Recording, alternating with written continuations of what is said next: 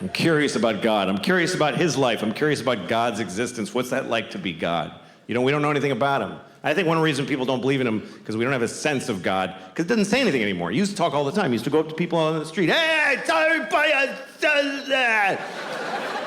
I'm writing on the rocks. Look at that! Do it! And it was confused. Everybody's like, oh, okay, trying to figure it out. And then for 2,000 years, he just, nothing, says nothing. And everybody's fighting. He could clear a lot of shit up with a 5-minute press conference. If God spoke for 5 minutes, he'd solve a lot of problems. He'd just show up, hi, everybody. Yeah, I'm the Lord. Okay. Real quick. First of all, Mormons just no. What is that? Just go home. Also, Jews with the little things, what the fuck? I don't know. Put a hat on or don't. Nobody gives a shit. This is weird. I hate these. I hate them. I send everybody with one of those to hell every day. I do. It's just my thing. Just so you know. Do what you want, but that's where you're going. Now you know. Also, I don't care who you fuck. I don't care. It never mattered. It was Adam and Eve and Steve. They were all fucking each other. I was jerking off to it. It was a great time. So it's not an issue for me. I don't know why it is for you. Have fun and use all the holes. That's what I say. Also, you're supposed to fuck the animals. That's why I made them. Why are you not fucking the animals? There's only like 30,000 of you fucking the animals. What are the rest of you? You're eating them? That's disgusting. What is wrong with you? How could you eat a perfectly fuckable pig?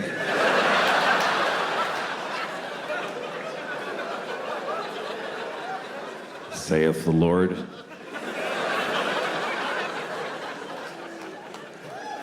A friend of mine sent me a porn the other day. Folks can just send you pornography now. It was a porn, it was 2 old men. Like really old guys, really old. And they were sucking each other's cocks.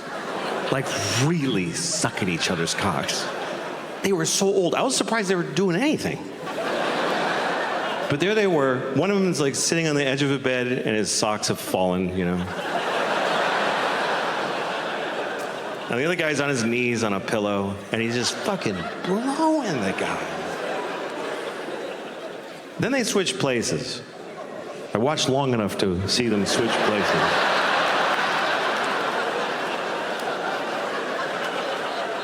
And when the second guy was done, I called my friend and said, why'd you send me this? He said, because it's amazing. And it really was, you know? It really was. I've watched it a few times. Because it doesn't turn me on, it's inspiring. Because you're like, go fellas. Because you worry about old guys. You know, you see an old man walking by himself with just a grapefruit in a plastic bag, you know? And you're like, oh shit, that's horrible. Maybe he's going to suck another guy's cock. Life might be better than you think.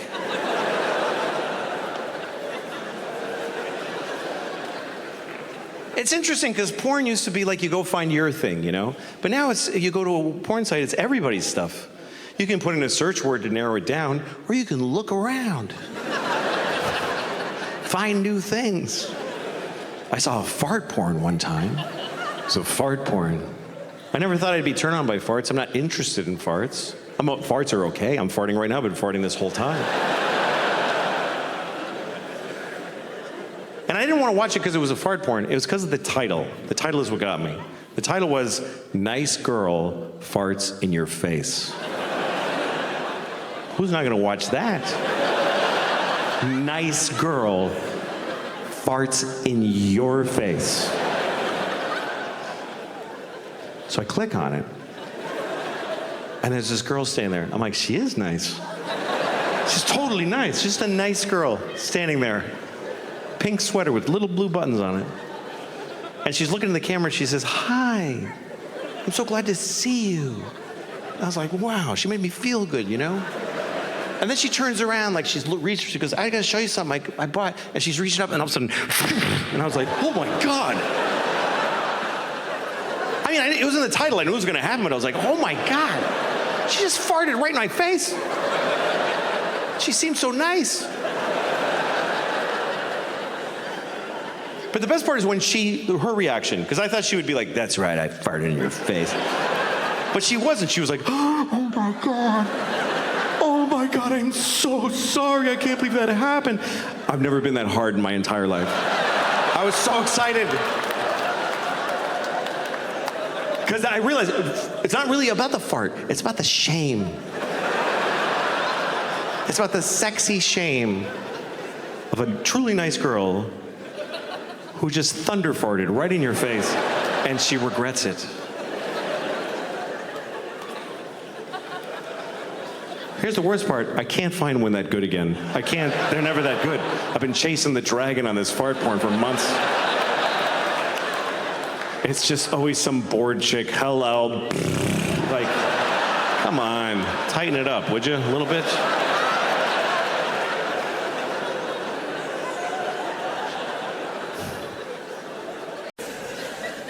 I don't care. I'm all sweaty. I don't feel good. I ate too much and masturbated too recently. You know, that kind of... You know, it's bad to like jerk off and run out the door because you run into somebody, oh, she knows. Like you gotta take some time alone to get to process the shame. And I can't stop eating. Today, I weighed myself today. I don't know why. I'm not using the information. It's not guiding my behavior. Why am I bothering to find out exactly how much of a piece of shit I am?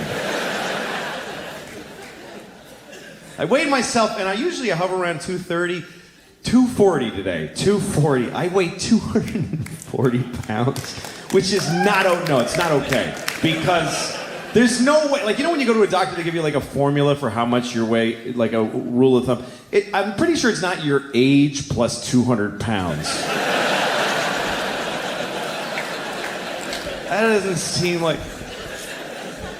Like, I was watching a boxing match today, and both guys, they weighed 110 pounds each. So, both of those guys still need a fat baby and a dead dog to make me.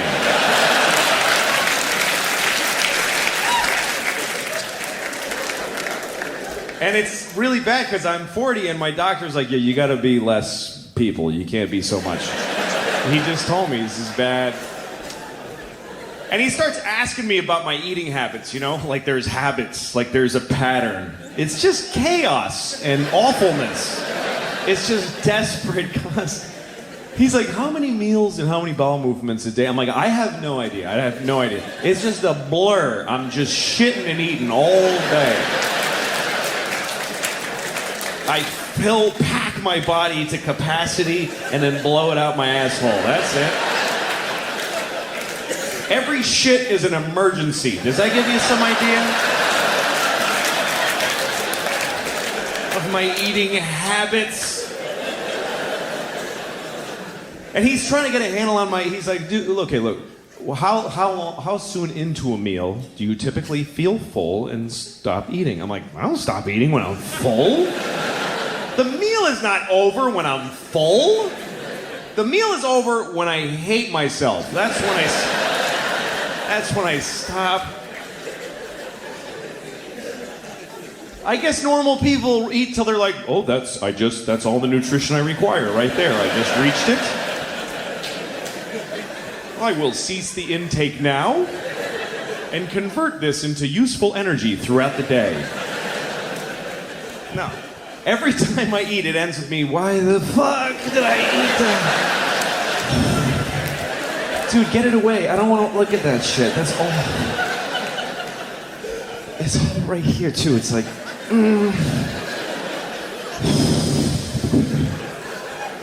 I got syrup in my veins, like for blood. I got syrup. It's gonna be bad later. Something's changed when you get older, you know? Like, I've reallocated some of the noises that I make. Like the noise I used to make when I come is now the noise I make when I pee.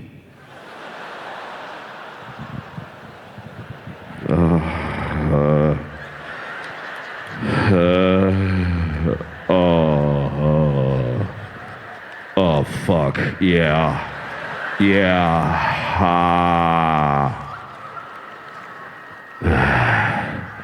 Take it all, bitch.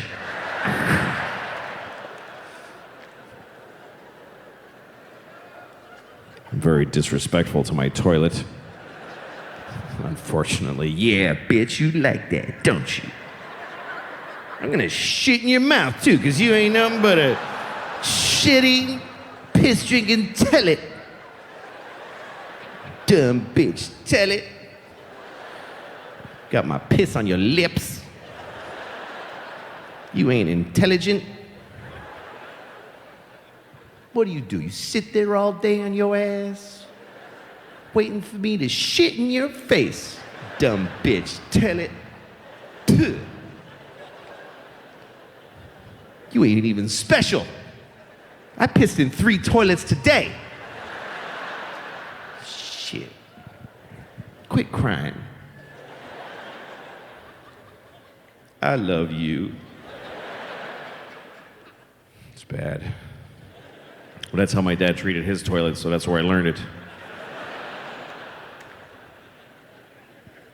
Anyway, that's the noise I make when I pee. Some of you might be wondering, none of you are wondering, what noise do I make when I come? Okay, so this is the noise I make when I come. It's not that special, I just go like this. It is done! It's a whole thing with a cloud with funnels of... There are crows come and there's lightning. The circle is complete!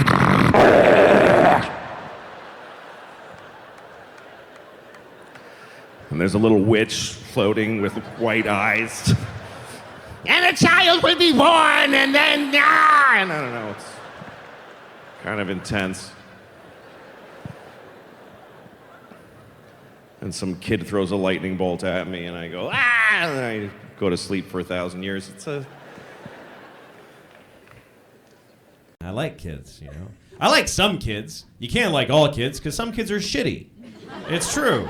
And some people don't want to ever admit that. There's people that are like, every child is like a star in the shining sea. No, some kids suck, man. Some kids are just shitty. It's true, you've seen them. You know when you're in a store and you see a kid and you're just like, fuck that kid, man. That kid's a fucking jerk. I hate that kid. This is a shitty little kid, man. I saw a kid like that once. I was in a store and I'm looking at this kid and just fucking hating him. Because I'm waiting in line. What am I going to, you know. That's what you do when you're waiting in line. You just pick someone to hate while you're waiting, you know? Just some guy, you just start forming an opinion with no information at all. You're a fucking loser. I hate that guy. What a prick. Wearing a tie. Fuck you. What do you think? You're better than me? You know, just to occupy yourself. He's standing there. He has no idea you're boiling with hatred, you know? So I picked this kid and I'm hating him. He's shitty. He was like, nee. Just seemed like a shitty kid to me. And I'm looking at him. And then he looked at me. And the worst thing is that this is a true story. This kid's looking at me. He's like 6 years old. Nobody else was looking. So I just went like this. I just flipped him off. Just real quick. Little thing between me and him. And he couldn't believe it. He was like, oh! He was blown away. Because nobody does that. Nobody gives the finger to some kid for no reason. I think I helped him out a little there, you know? Yeah, that happens. Deal with it. I don't know. You know, I think parents must want to do that to their kids all the time. As much as you love your kid, there has to be those times. Your kid's being this shit, and he's going, why can't I have a candy? I wanted a candy. And you just want to go, hey, you know what? Fuck you, kid, all right? Yeah. Yeah, fuck you. How do you like that, huh? Fuck you, buddy! One time I went shopping. You ever do this? I went shopping and I had no money and I forgot. You ever done that? Like, you ever just forget you're broke and like go eat a meal or something? And then you realize, whoops. And I went like I went to this department store and I got like a fucking electric toothbrush and all this stuff. And the guy goes, $85? And I was like, oh, I don't have any money. And he's like, well, you don't have enough? No, I don't have any.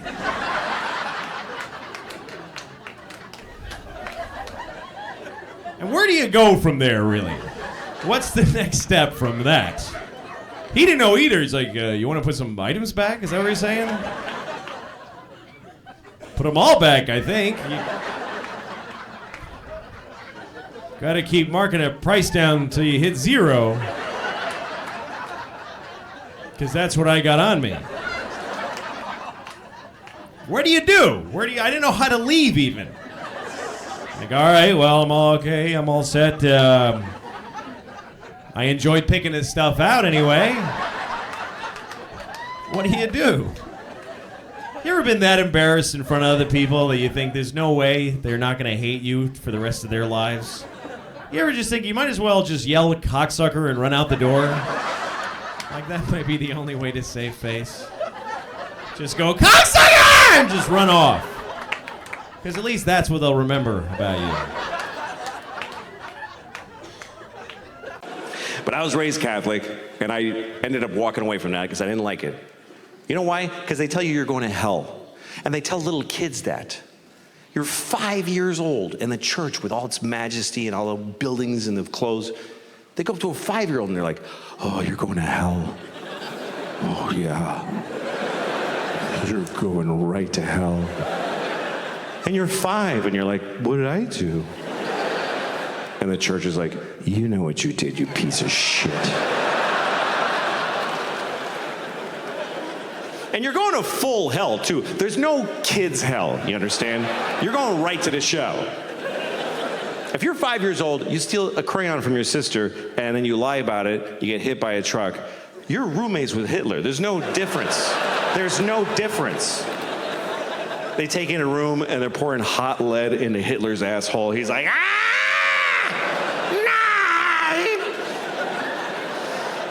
and then you walk in there like, all right, step up, it's your turn.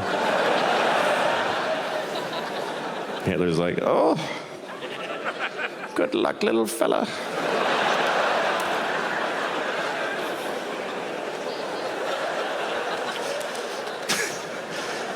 Poor Hitler, man. I mean, at this point, he's been down there for 75 years.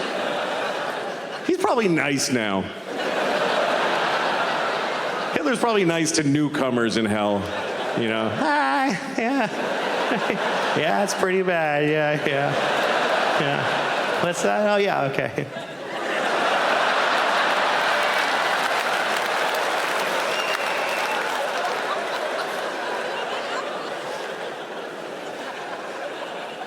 I was so scared of hell when I was a kid. I remember when I found out that gay people go to hell, according to the church, and I got scared. Because I'm not gay, but what if God thinks I'm gay? What if I come off a little queer to the Lord? What if he happens to glance at me when I hit my toe and I'm like, ow? He's like, oh, I know where you're going, you faggot.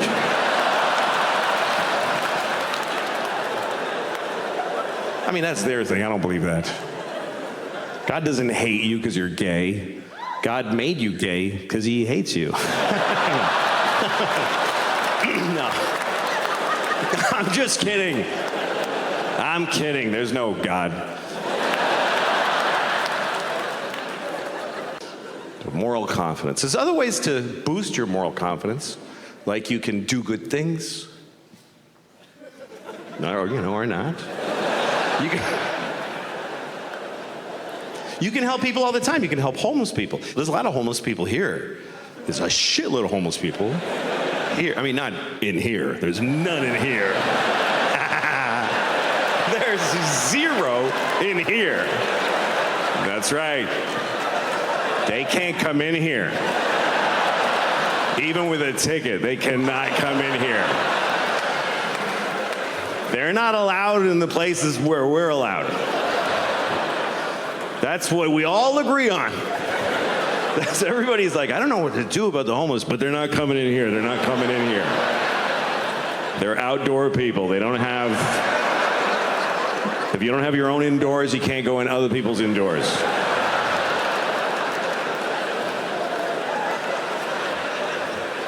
They can't go where we go. There's places where you'll never see a homeless person. Like the airport. There's no homeless people at the airport. You go to the bus station, they're on the bus beside you. But at the airport, they can't even get to it. They can't even get to it. You never seen a homeless person at the airport? You never been at your gate and some guy's like, hey man, I'm trying to get to Tokyo, can you help me out?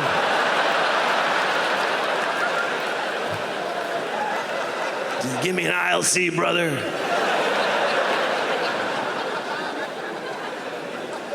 And they're all over the country, everywhere now. I've been on tour, I've seen them everywhere. I was in Phoenix, and it was during the summer, 120 degrees. And homeless people are just standing at the intersection with a sign, and they're just cooking. You can't even tell what race he was before it burnt off. And he's holding a sign that says, help, I'm on fire. But you're like, you're in a white BMW, like, I can't, sorry. There's glass here. I can't help because of the glass.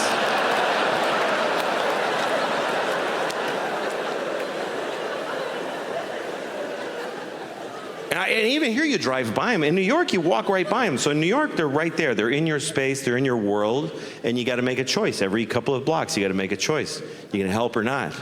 You gotta keep shooting. Now, you gotta put a limit on it somewhere, because you're not gonna help all of them, and you're not gonna help any of them, really, with a few bucks. But there's always that, like, there's a homeless guy who lives, he doesn't live anywhere, but, I mean, he's, by definition, he's at large. But he's often seen. He's always on the corner by my house. Same guy, every day. And I walk past him every day on the way to the store. I go to the same store every day. I go to Claire's. I don't know if you know Claire's. It's a jewelry store for children. I go there every day. I buy a handful of scrunchies and I run home. Everything else I buy online. But anyway, when I walk by this homeless guy in the morning, he always goes, hey, man, can you help me out? And I go, sure, I give him $5.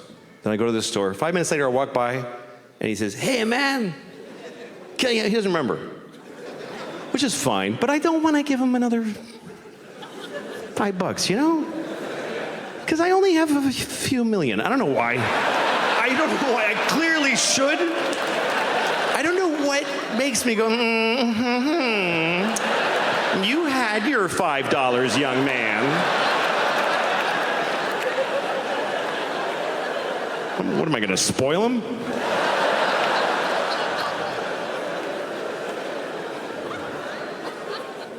But I'm glad you're here, and I really hope that this goes well. For your sake, because here's the thing, I could ruin your night. Let's be really clear. I have the potential to ruin your night in a way that will resonate for weeks, that'll actually change. And listen, this is a lot of people. This is a responsibility, what I'm talking about here, because there's about 3,000 people here, and if I release this many people into the community angry, that could have an impact on what history would have been. Like if I just came out here and said hi, and then I just went and just shit my pants, and then I just leave. And you sit there, he's not just gonna shit his pants and leave. And the lights come on, the ushers are like, let's go, that's the show. And you're like, what the fuck, man? You'd be so upset. You'd go home yelling at the person in your group whose idea it was to come here. Why did you want to see him? I don't know he was gonna shit his pants. I never even heard of that.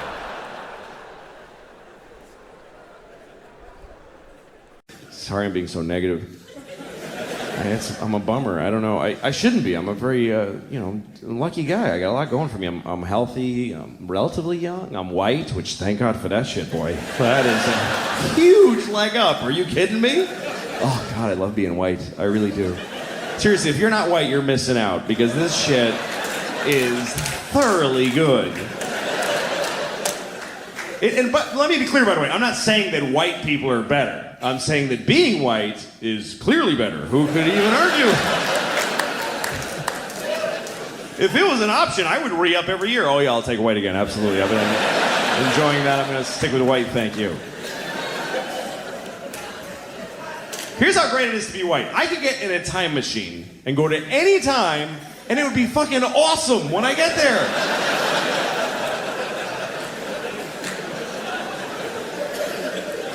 That is exclusively a white privilege.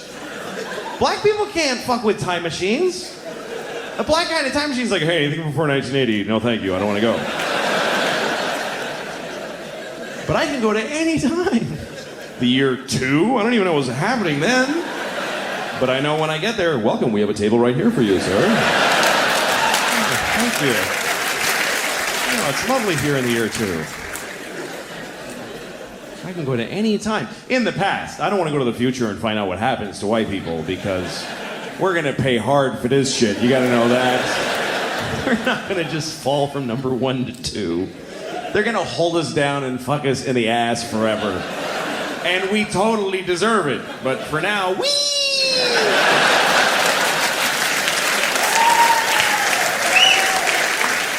Now, if you're white and you don't admit that it's great, you're an asshole. It is great. And I'm a man. How many advantages could one person have? I'm a white man. You can't even hurt my feelings. What can you really call a white man that really digs deep? Hey, cracker. Oh, ruined my day. Boy, shouldn't have called me a cracker. Bringing me back to owning land and people. What a drag.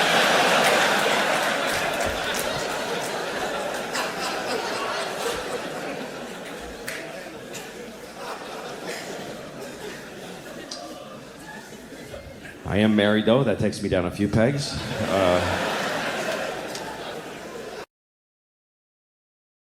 The other night, my wife sent me to Walgreens to get toilet paper because we were out of toilet paper because I had thrown it all in the garbage so I could get out of the house.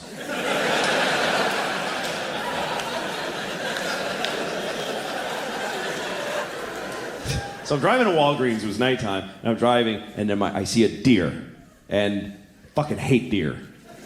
I hate them because they're everywhere up there. I used to live in the city and I loved deer then because I was this liberal in the city and I'd see deer and you drive with your friends out to the country and you see a deer and everybody's like, oh my God, turn off the car, don't scare the deer. It's just so beautiful, look at the beautiful deer.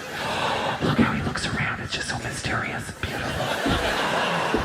God gave us a gift, everybody, just enjoy it and just enjoy the gift of the beautiful deer. But now I live in deer are in my fucking yard every day, and they suck. They're just rats with hooves. They don't matter. They have ticks that give you Lyme disease, and they shit everywhere, and they make a noise. Did you know that? They go, oh, they're assholes. They're shit animals. I go out every morning and throw rocks at them, and I try really hard to hit them on the head with rocks. And they don't care. They're like, they don't care. I don't have a gun, but if I did, I would shoot a baby deer in the mouth and feel nothing. I wouldn't feel anything. I just go, oh, look, he's dead. That's interesting.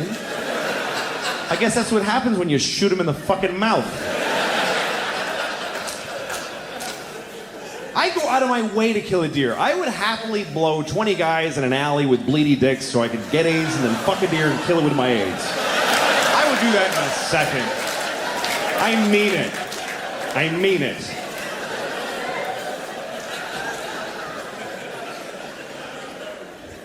So I see this deer, and this is how dumb these deer... I hit him with the headlights, and he does that whole thing.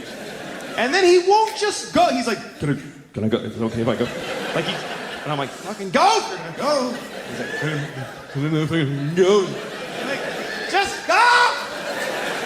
And then I get close, and I try kind of get away from him, and then I see him, and he looks at me, and he panics. I swear, and he ran and smashed his body into my fucking car. Like, just fucking destroyed my mirror, just shattered my mirror, broke his neck. I heard him break his own fucking neck, and then he just dragged his stupid deer head into the woods, and he died. And I'm glad he's dead. I was glad right away. I got out of my car, I did, and I yelled into the woods, I'm glad you're dead, you fucking idiot! I hope your dear wife finds you dead and dies of a broken heart. I hope your dear baby starved to death. You broke my mirror, you faggot, cunt, nigger deer.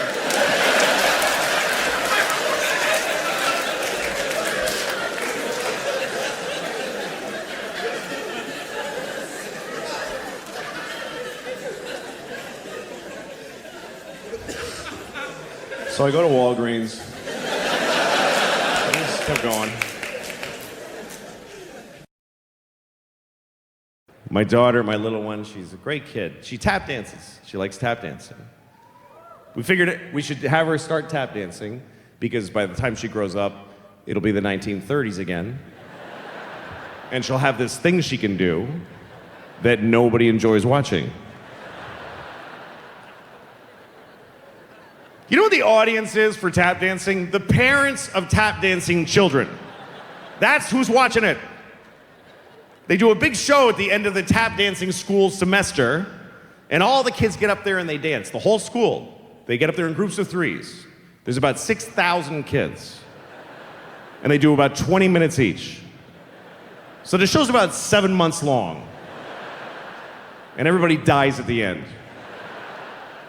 But you go because you want to see your kid tap dance. Who wouldn't want to see that? Watching your child tap dance is an amazing event because this was a baby. She was a baby once.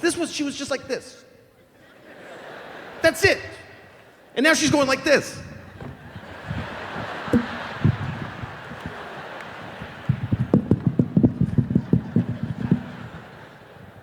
But in order to watch that, you have to sit through all these other kids that you don't love at all.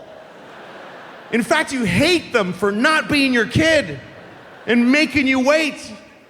These kids face a whole audience of just two people that love them, and then everybody's just, get the fuck off, you fat little bitch. Hurry up!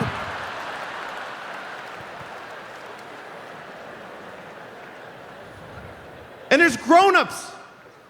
There's adults that take classes at the school, and they get up there and they tap dance. But get off, get off! Nobody's here to see you. You're 52, your parents are dead. Get off the stage. Nobody came to see you. Nobody came from work. Nobody came from work. Nobody who you approached. Hey, so I'm taking tap dancing lessons lately. Yeah? Yeah, I really like it. Okay, it's great. Yeah, so anyway, we're doing a show at my school on Saturday. Do you want to go to it?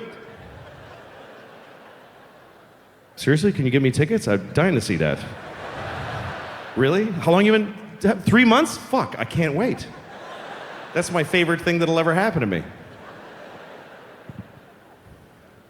I take my daughter every Thursday to the tap school. I take her in there, put her in the tap shoes. She goes in the tap room. I sit in the waiting room. And I wait there because it's only 40 minutes. It's not enough time for me to go anywhere. So I just sit there and I listen through the wall. And then she comes out, I'm tired, I don't want to do this anymore. Good, don't. I don't want to bring you. I don't care if you do it. Quit now. I don't push my kids with the activities. I don't get that, because you got to do the shit too. I don't care what she does. Daddy, I'm tired of soccer. Soccer is out of our lives forever.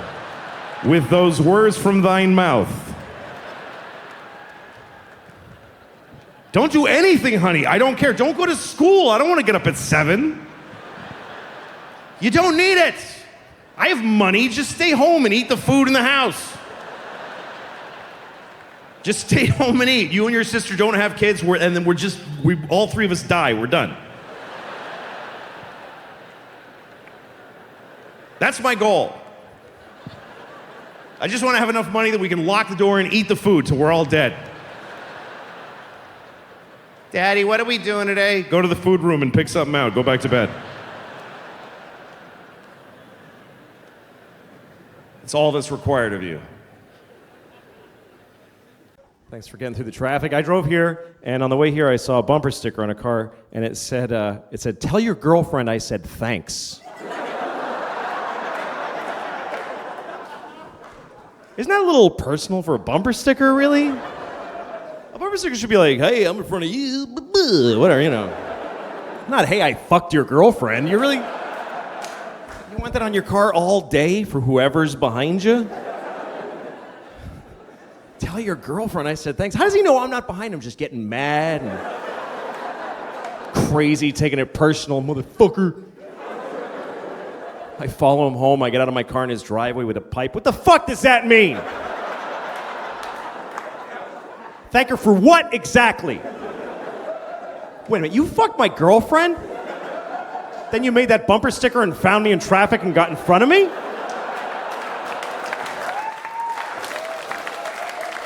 Motherfucker. And I just beat him to death with a pipe right there in his driveway. And jerk off on his corpse.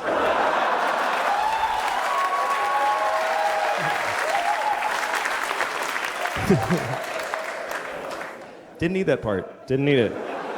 Story was totally complete without the jerking off on the corpse. It's too late. I was at a bar the other night. Doesn't matter where because I'm lying, but I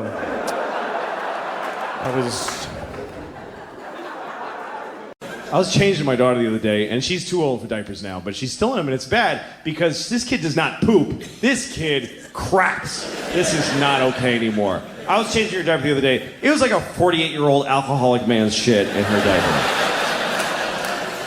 Like, she was out all night drinking Jaeger, and she went to Denny's and got a Grand Slam.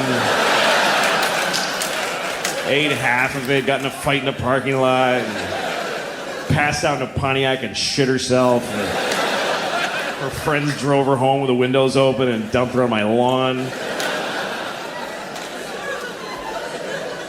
And now I gotta clean it. And it's crazy. And you can't even react. You can't go like, "What the fuck? That's disgusting." You'll fuck them up about their own shit. You gotta be nice. You open her diaper, it's just chaos in there. It's just bananas. It's just... every shit amazes me. I'm never used to it. Everyone, I'm like, okay, wow, what is that? You have been eating diarrhea for a week, I think. Because that's awful.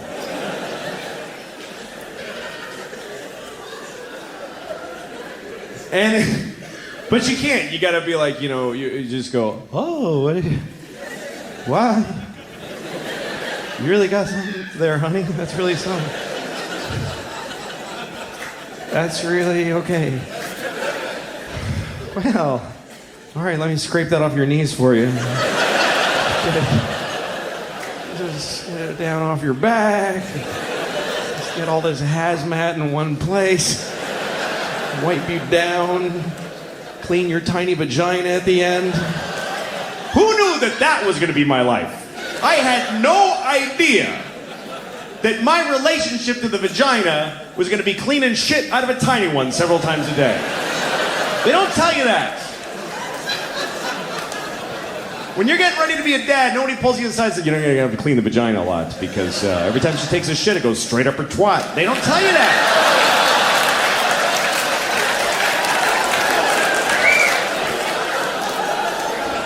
Nobody tells you. And they should. It's a big part of being a dad. It's bigger than Christmas. It happens every day. And you got to get it right, front to back. It's very important.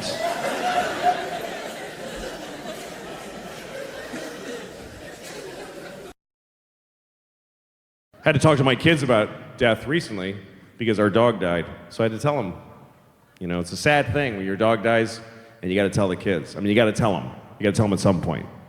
You can't just keep going, wait, there he goes. What? Wait. Oh, wait a minute, he was right here. Where'd he go? That little scamp. He's a quick one. Go after him. There he goes. It's a sad thing when you got to tell your kids that the dog is dead, but I had to tell them. And you know what? I was proud of them. I was proud of them how they owned their feelings about it. They cried. They talked about the dog. And I thought, you know what? This was a positive thing. That's how you start thinking as a parent. It's sad that your dog died, but it was an opportunity. You get to talk about death with the kids. It's like a dry run for grandma. It is. It is, and it's a positive thing. And if you're a parent, you have to view it that way. It's a good thing. Your dog dies, you get to deal with death with your kids. And then whatever, like a few months later, you're like, so you know all that stuff we talked about? About the dog? Yeah, so grandma now.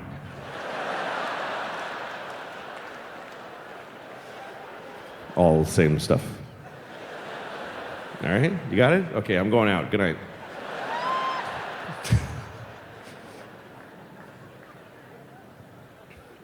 I had a dog when I was a kid. My dog hated me. It was one of the saddest things about my life. I wanted a dog so badly. I was about 10 years old, and I begged my mother for a dog. And she didn't want to give me one because I was a messy, shitty little kid. She said, if we get a dog, it's going to be disgusting in here, because it's already disgusting because you're a smelly, disgusting little boy. She didn't say all that. But that's how she looked at me my whole childhood. So one day my mother finally said to me, I'm gonna make a deal with you. She said, you can get a dog if you keep your room clean for 1 month. And I was like, hallelujah, I'm getting a dog. I told everybody at school, I'm getting a dog, because I knew I was gonna get a dog, because all I had to do was clean my room for 1 month. So I cleaned my room, I kept it clean for about 2 weeks, and then it just went to shit. It was disgusting. There was just shit smeared on the walls. It was gross. Then I tried again, 3-4 days maybe, fucking horrible again. And I remember thinking, I'm 10 years old and I already know my life is gonna be horrible because I can't do a thing to get a thing. I should kill myself right now. And finally my mom was like, well, get a dog. Jesus, you're bumming everybody out. So she got us a dog, and the dog hated me. And it hurt because I took care of the dog. I was very kind to the dog, but he hated me, so he must have just hated who I am inside. And you could tell how he felt because he was a very expressive dog. He was a terrier, you know, he had eyebrows. He had a very expressive face. I would walk in the room and the dog would go like, oh fuck, I can't. I gotta go. Doggy. We'd go for walks and I had to use a leash and I didn't want to use the leash. I want to be one of those cool guys with a dog that just comes along. Hey, dog, come on. You know, it's always some guy with like a suede jacket and scruffy hair. He's got an old pickup truck, and he gets in and he goes, come on, dog, and he goes, you know those guys that can whistle, that cool whistle that I can't whistle? Woo! Or whatever. And the dog jumps in, and they both get laid somewhere because this guy's so cool. That's what I wanted. But I would walk my dog and I had to have a leash, and the leash was like taut. It wasn't even like, we're cool, we're friends. It was like, how far can I get my face from this child? He would choke himself the whole walk. I hate you. I hate you. And if I ever stumbled and dropped the leash, he was like, he was gone. He would go, I'm not your dog. And he would run like a slave. He would just disappear.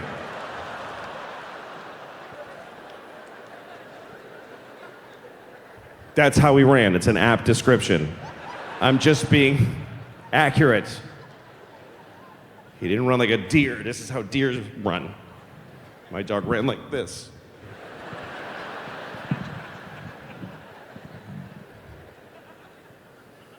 He ran away about 20 times. Then we get a call from the dog pound. Hi, we have your dog. You can hear my dog in the background going, don't. Fuck. Shit. fucking kid's gonna come back and get me.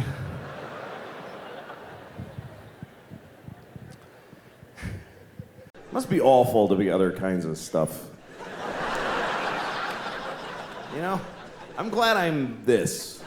This is a pretty good deal when you consider the alternatives. Anything else, any other kind of thing, you're in the food chain. You're in the food. We are out of the food chain. I don't know if we fully appreciate the fact that we got out of the food chain. That is a massive upgrade. Because for every other living thing, life ends by being eaten. That's how all life ends, is every single life except human life. Every life ends like this. Ah! Ah! Ah!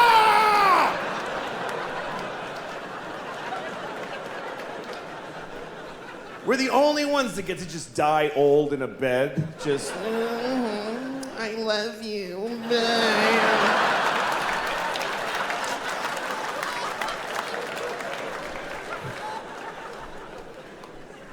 I mean, imagine if we were still in the food chain on top of everything else. Imagine if we were in the food chain. It would just be another thing you gotta deal with. You're already having a bad day. You wake up in the morning, you're making breakfast, you burn your toast, and it's too late to try again. And your kid comes in and says, "Bleh," and you're like, fine. And it's just, why? You get a thing in the mail that says that your phone's different and your mortgage is another company now. What? I don't get it. Then you're walking to work like, why do I even bother? Oh shit, God damn it. There's always fucking cheetahs at the train station.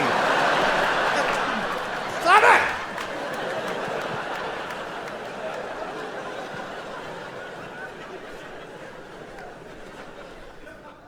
Do you think that sharks would be embarrassed if they knew that we could all see their fins sticking out of the top of the water? I think they'd be bummed, because I don't think sharks are aware of that at all. I think sharks think they're slick. They swim around like, hey, nobody has any idea what's down here. And we're all up here like, there's totally a shark right there.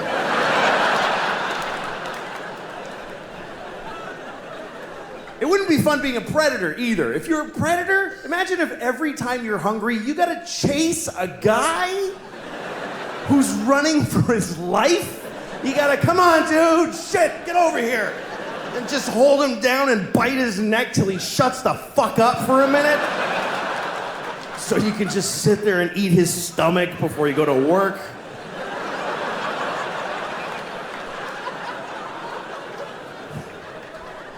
That would really suck. That's why animals just, they go, let's do this together, man. You chase the parents away, I'm gonna eat the kid, and you circle back. That's why they do it like that. Fuck it, I'm eating babies. This is bullshit.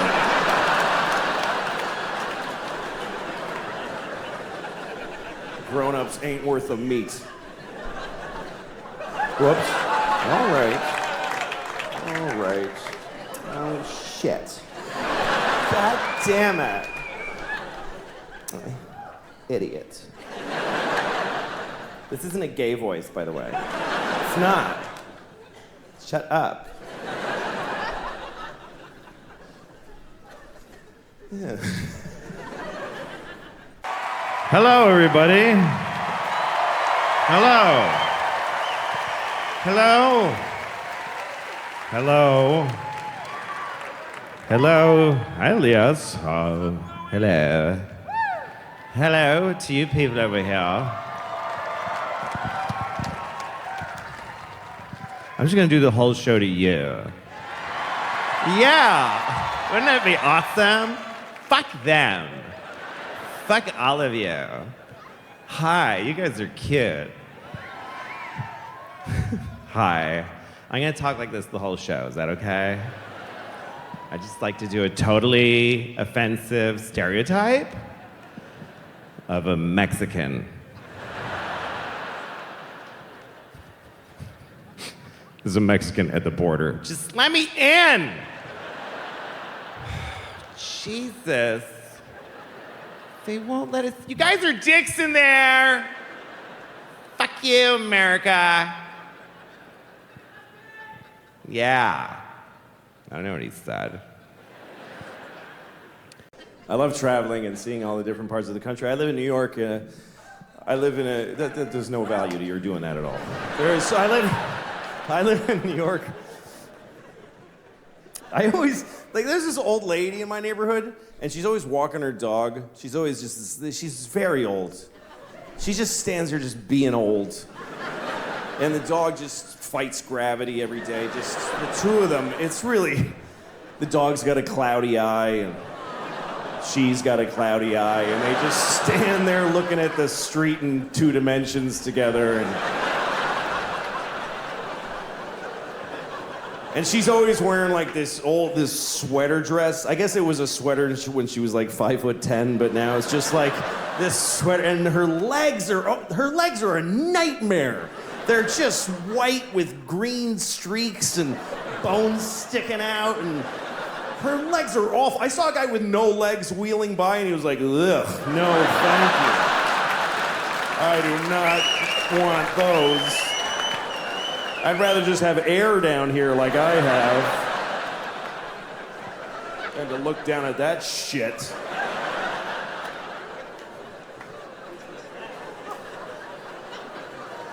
I see these two all the time. And I always look at them and I always think, God, I hope she dies first. I do! I hope she dies first for her sake. Because I don't want her to lose the dog. I don't think she'll be able to handle it. If the old lady dies first, I'm not worried about the dog. Because the dog doesn't even know about the old lady. This dog is aware of 3 inches around his head. He's living in 2-second increments. The second he's in and the one he just left is all he knows about. But if he dies, this lady, she's gonna be destroyed because this dog is all she has. And I know he's all she has because she has him. If she had one person in her life, she would not keep this piece of shit little dog. Even if just some young woman in her building one morning were to say, "Good morning, Gladys," she'd be like, "Oh, good," and just flush him down the toilet. Just,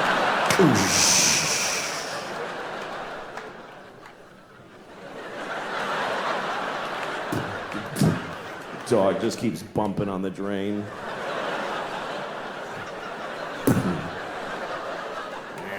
She gives up. Ends up just shitting on her dog for the rest of her life.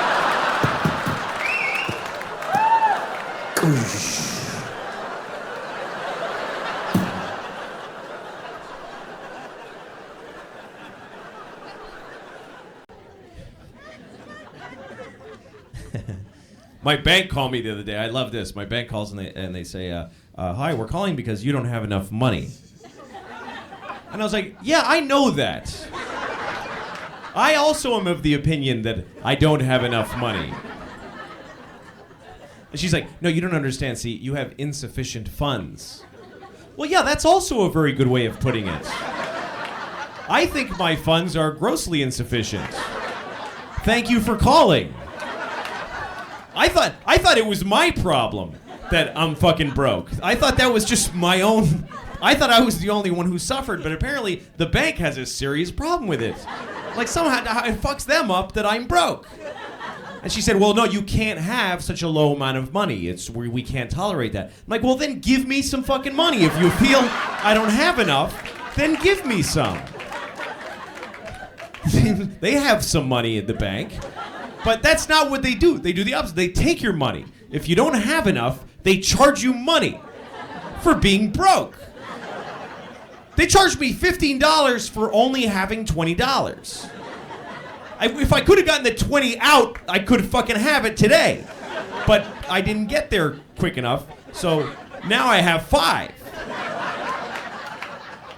And I don't know if you've ever had $5 in the bank. But I found that you can't get the shit out. You can't get it out. Because there's no 5s in any machine anywhere. And it costs $1.50 to use it anyway. And there's certainly not $3.50 In any fucking cock-sucking machine in any bank, there's no quarters and singles, motherfuckers. Shit, dick, ball ass. I'm not eloquent. I just fuck them. That's all I have to say about it. But that was the worst. My $5 trapped in there, and I would just go visit it. That's all I could do. But then one day they charged me again for having not enough money. So then I had -10. -10. You know what that means? That means I don't even have no money. I don't have that much. I'd love to have nothing, but that's more than I have. I'm not even broke. I'm not that good. I have not 10. That's how much I have.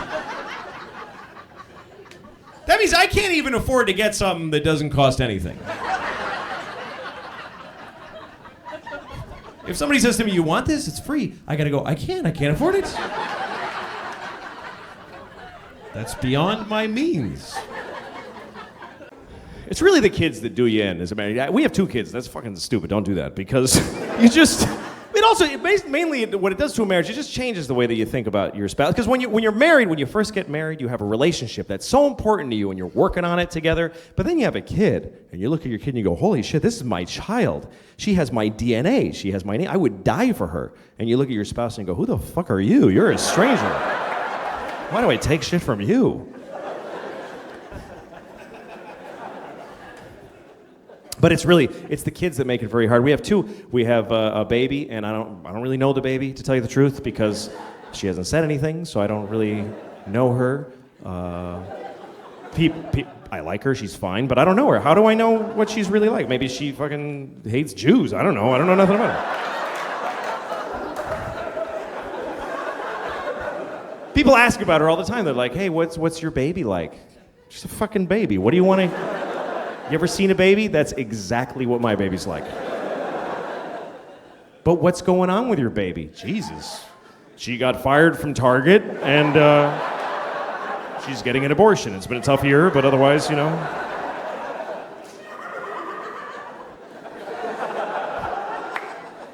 It's not a very complicated relationship with a baby. It's just somebody I have to make not die. That's really what the whole thing is. And I'm better at it sometimes than others. One time I took my daughter to the grocery store and I had to put her in the stroller. She won't go in the fucking cart. She's the only baby in the world that won't go in the shopping cart and sit there. You try to put her there and her legs curl up and she goes, "Ah!" And fucking psycho. So I gotta put her in a stroller and I got a cart and I'm pushing them both through the fucking supermarket. And then so I'm done shopping and then I go out to the parking lot and I open the car. First I start the car before I put them in there because I want it to get nice and cool because I love her, so I have to make it nice and comfortable. I do. I love my children. I love my wife. I wish I didn't. How awesome would that be to wake up one morning, fuck, I don't feel nothing for these assholes, and just walk out the door. But so far, no such luck. So I start the AC, then I put the groceries in, then I go to get my daughter out of the stroller. I got down there and I realized that the exhaust pipe is right in her fucking face. It's just fucking... I'm like, fuck! I almost killed my kid in the dumbest fucking way ever! If she died like that, I couldn't tell her mom. I couldn't fucking go home with that story. Well, I put her in the fucking, I don't know, I didn't realize. Fuck you, I don't know. I'd have to throw her into traffic. Help, that would be better. To actually tell her that I threw her into traffic.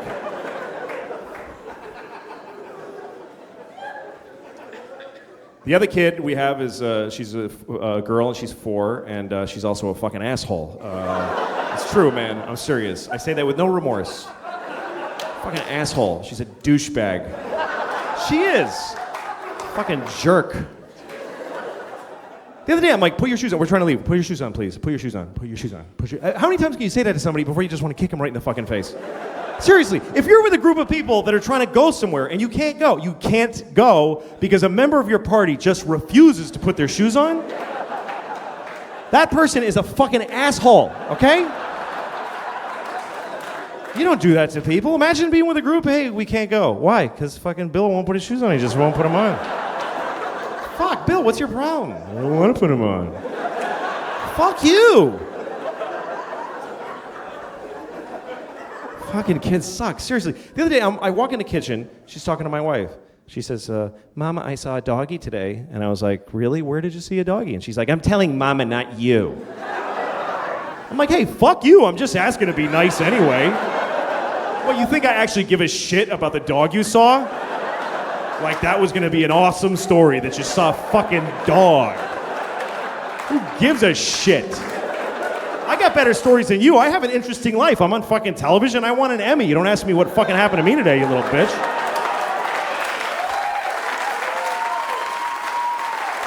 No. I didn't say that to her, obviously. But that's the thing. Nobody ever calls her on her bullshit. That's how she got to be an asshole in the first place. Nobody just goes, fuck you. You don't know.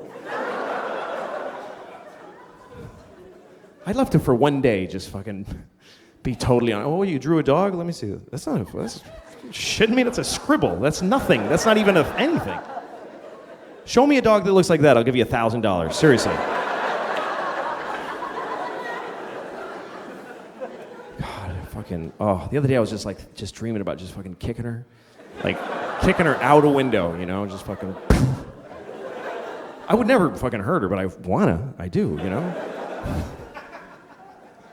One time my daughter had a black eye because she walked into a door because she's stupid. And she had a little black eye. And I took her to ice cream. We went to an ice cream place. And everybody in the ice cream place is like, give me a dirty look. And I realized they think I hit her. And she has a black eye now. That's why I'm taking her to ice cream. That's what they think. And I was so insulted. I want to say, hey, fuck all of you, okay? She's this big. You think if I hit her, she'd have a black eye? She'd be fucking decimated. There'd be nothing there. Look at this shit. I would ruin her head with one punch, easily. She has no defensive skills. She fucking sucks. She'd be like just smiling at me and there'd be just fucking... just a dent there like a fucking bomb went off.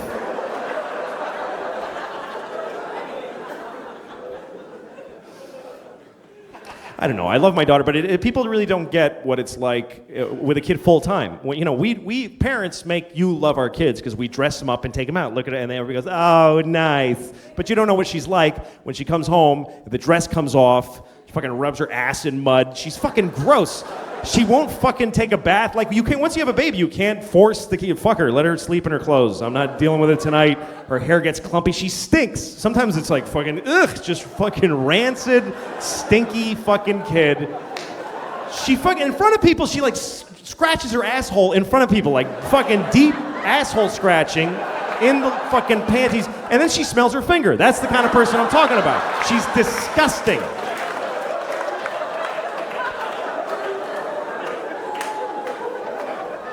The other day I come home and she's just laying on the carpet with just spread eagle naked and she's just stretching her vagina open going, just fucking holding it open. I'm like, fuck, shit, okay.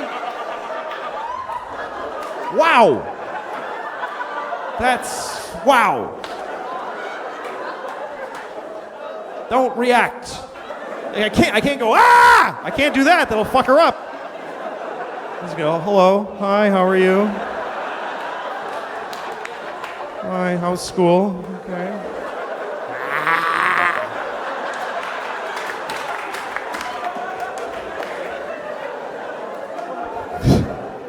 I don't know what the fuck to do about it either. Because she does it all the time and I don't want to stop her because you know what? She's happy. That's the happiest I've ever seen any person in my entire life.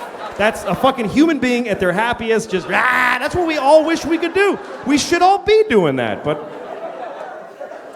we gotta fucking stop it though, because she'll be fucking homeless if she doesn't cut this shit.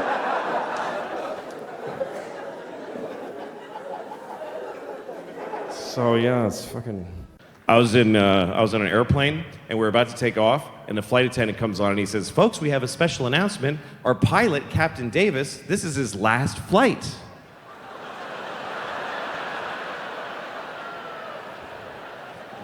Yeah, you don't have to tell us. You can keep that to yourself.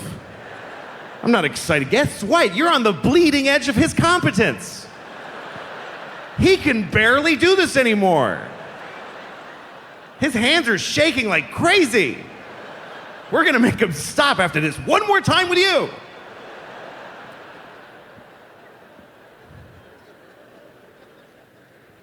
We live in an interesting time, you know, because you can be on a plane, you're one person on an airplane out of 200 passengers or whatever, and you're sitting on the flight, and you're 30,000 feet in the air in the middle of the flight. If you just decide to do this, you just sit there and you just start going, "Mwah! Mwah! Mwah! Mwah!" Seriously, if you start doing that on an airplane and then don't stop doing it, they will land the plane. You can will a plane to the ground without a weapon or a threat. You don't even need to do that much. You can just sit there, you just start saying, down, down, down. Seriously, if you were on an airplane and you just start saying the word down at slightly above conversational volume, down, down. Sir, is there a problem? Down, down. A squadron of F-16s will appear in the window and they will force the plane to the ground. And you'll be in a lot of trouble. I guess, but how much? What can they really do to you? They can't make you go to prison because you said the word down several times. Sir, why'd you do that? Are you a terrorist? No, I just didn't like up at the moment. And so I said the word opposite, so I just felt like it. So, you didn't have to do it. You guys are fucking weirdos.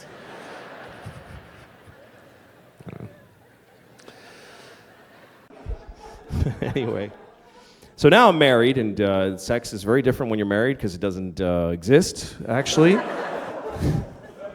I was talking to a friend of mine about how my wife and I don't really fuck anymore, and he said, well, does she blow you at least? What are you, fucking high? You think she's blowing me? Who wants to blow their husband? Who the fuck would want to? What a bummer to blow your husband. You don't want to blow your husband, you want to blow your date. That's who you want to blow. You want to blow a guy you've been dating and you don't quite know him yet. He comes over and he picks you up. Ooh, that's a new shirt. I never saw that shirt on him. It's very handsome. You go to dinner, he's like, here, try this. Oh, new things. I like new things. Tells you something funny, makes you laugh. Oh, he shouldn't say that, but it's shouldn't so. Tells you a sad story. Oh my God. You go back to his place, you suck his cock, and you go home. That's the proper context for a blowjob. Nobody wants to blow a guy and then go to IKEA with him all day. That's not fun. Do his shitty laundry, and then he comes out of the bathroom. All right, you suck my dick, okay? Will you suck my dick right now? Yes, I'm fucking dying to suck your smelly old fucking disgusting dick for the 1,000th time. I can't fucking wait.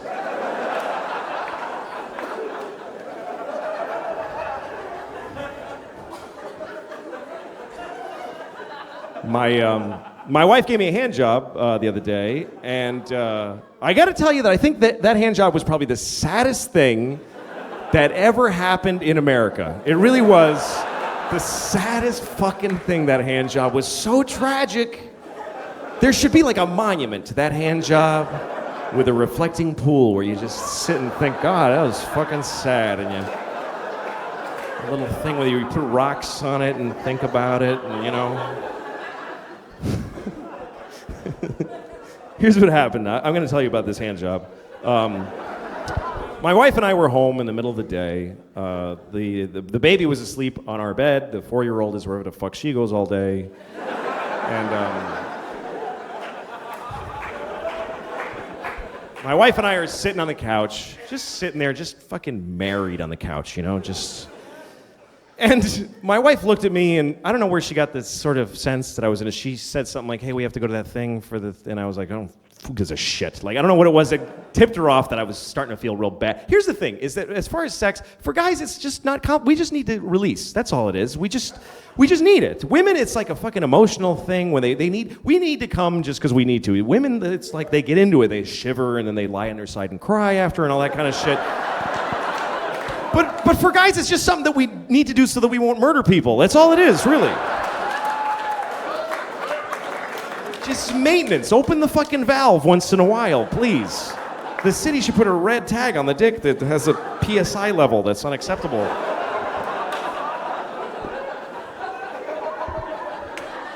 And my wife always waits till it's fucking till it's critical. She lets it go so long until finally we're sitting on the couch and she looks at me and like, okay, we're gonna all be in the paper tomorrow if I don't fucking do something. So, she doesn't want to fuck me, she doesn't want to blow me, so she looks at me and she goes, well, would you like a hand job? And I'm like, yeah, that sounds awesome.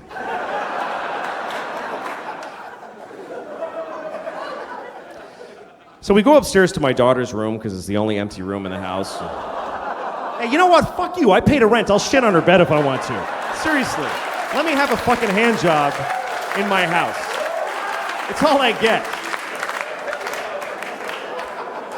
It's not me. She won't jerk me off in the living room because there's too much nice shit I'm not allowed to come on. That's the whole thing. I don't even get to enjoy my orgasm because the second I'm coming, she's pointing my dick away from stuff. Ew, oh, careful. She points it into my belly button, like, make it go back in there. Can it go back in?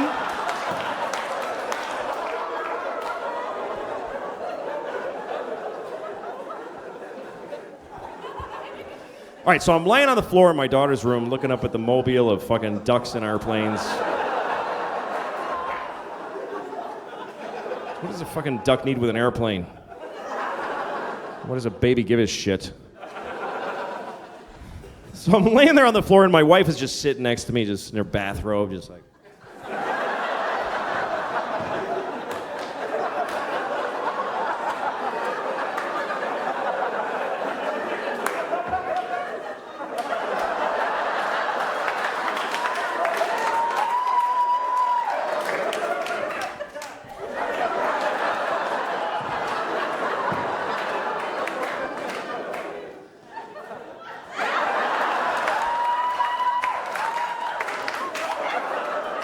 And weirdly, I'm not getting off on this. The fucking woman grimacing and tugging on my penis dryly while basically reading People magazine at the same time. It's not that I'm not getting off on it for some. It's taken me a while to come, and she starts getting impatient. She's like, "Come on, come on!" Like yelling, "Come on!" into my dick. Seriously. At one point, I wanted her to lick her palm. I got this idea. Maybe if she licks her palm, there will be some semblance of something going on. And so I had to. You got to approach asking for those things carefully. You can't just go, "Hey, lick your palm," like that, because that'll ruin whatever mood there already isn't. So I go like, "Hey, maybe lick your palm, lick your palm, lick your palm." She's like, "What?" Lick your palm, lick your palm, lick your palm. She goes, "What the fuck are you saying to me?" You know what she thought I said? She thought I said, "You look like your mom."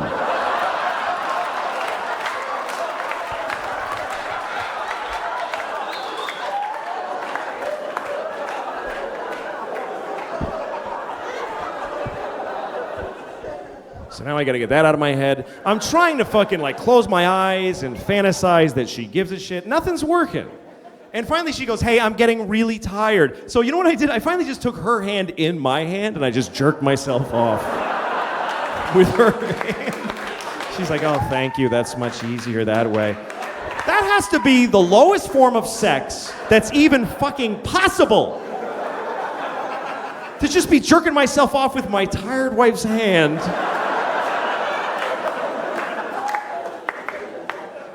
She might as well be dead at that point. Seriously, she might as well be a fucking corpse. I came home and found her dead. And fuck it, I'm getting one more before I call the police. Just one more. Who's her hurting? I'm not hurting nobody. I'll call 911. She's not getting any deader.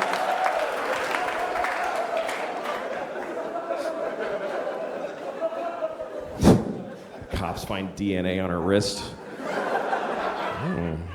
She gave him a hand job and then died of shame, I think. I don't know what happened.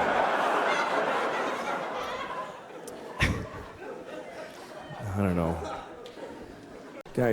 We love women a lot. All men do. And we just look at you. That's what I do. I just look at women. I just, like they're, cakes and windows. I I was walking in New York once, and there's these two very cute women walking behind me, and I was trying to walk slowly so I could hear what they were saying to each other, you know, because they were cute. So I wanted to hear them, like that's gonna help me in any way to hear them.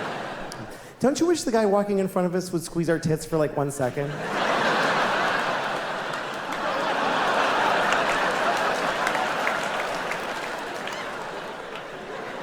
Okay.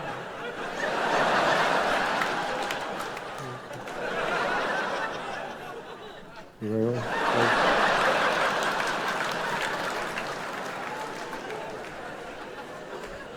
It's really a flaw in men that we would all do that. If you're a woman, you could ask any guy on planet Earth, can you squeeze my tit for 1 second? And 100% of us will go, oh yes, of course. That doesn't matter. I could be doing open heart surgery. Oh yeah, okay. Oh, don't worry, he's not your tits, don't worry about it. I don't know why we love tits so much. Some people say it's because we breastfeed, but so do women. Or, you know, baby women. Not grown-up women don't usually. You don't see like a 68-year-old woman, like a stately look, you know, like Sigourney Weaver, like sucking milk out of a young woman's tit. Thank you, Deborah. I'll see you tomorrow, 2:00. It's not usually the thing, is the elderly breastfeeding from the young. Except for at the end of The Grapes of Wrath, which I don't mean to ruin that book for you, but you should have read it by now. I don't know if you read The Grapes of Wrath, but that's how it ends, with an old dying man sucking milk out of a young girl's tit, and then the book is over. And you're like, Jesus, what happened at the end there? That's crazy. There's no other book in that genre. There's no dense historic classic that ends with a weird porny paragraph at the very... And then Anna Karenina shat on his chest. Holy moly with that. The end. Oh my God! That is a violent shift in tone at the end of that book. I've been reading this book for 3 months.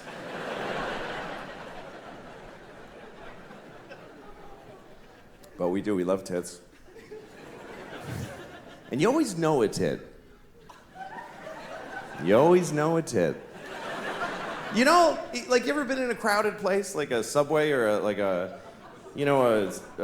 sports stadium, and you're smushed in with other people, and your elbow touches a tit behind you, like, that's a tit! I just touched it! I know that was a tit! I know it! Because the sensitivity of the male elbow to tit flesh specifically is unbelievable. Just to tits, because you could drive a tack in there, I'm not gonna feel it. But a tit, through a shirt and a sweater and a jacket, and her jacket, sweater, shirt, and bra, somehow, it's a tit, I touched a tit. I touched a tit. I touched one tit. One tit. That's rare to touch one tit. It's like a 4-leaf clover.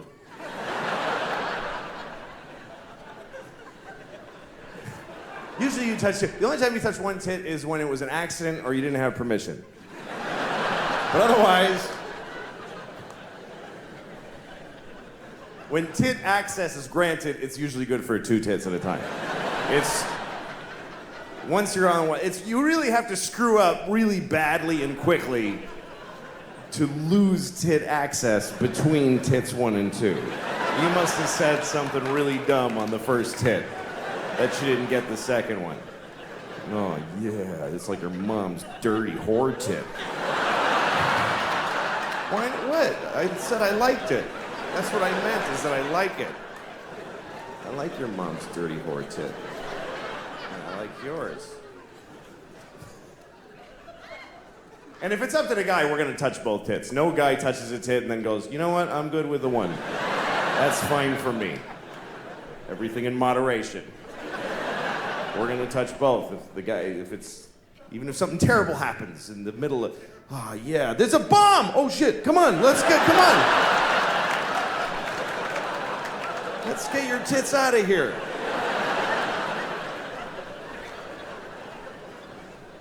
I've seen a few tits. I've seen, I don't know, 48 maybe, I don't know. I've had my history in my life, you know. A lot of my memories I don't like.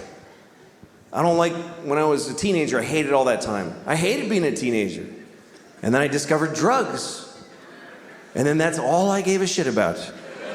I don't know how I'm gonna tell my kids. How the fuck do you compete with that? How do you take a miserable person with no control over their lives and tell them with a straight face, oh, you can't do drugs. You can't do that, baby. All drugs are a perfect solution to every problem you have right now. How do you beat that? Drugs are so fucking good that they'll ruin your life. I mean, that's how good they are. I can't do drugs now because I'm 44, and I can't hook it up. I can't make that happen.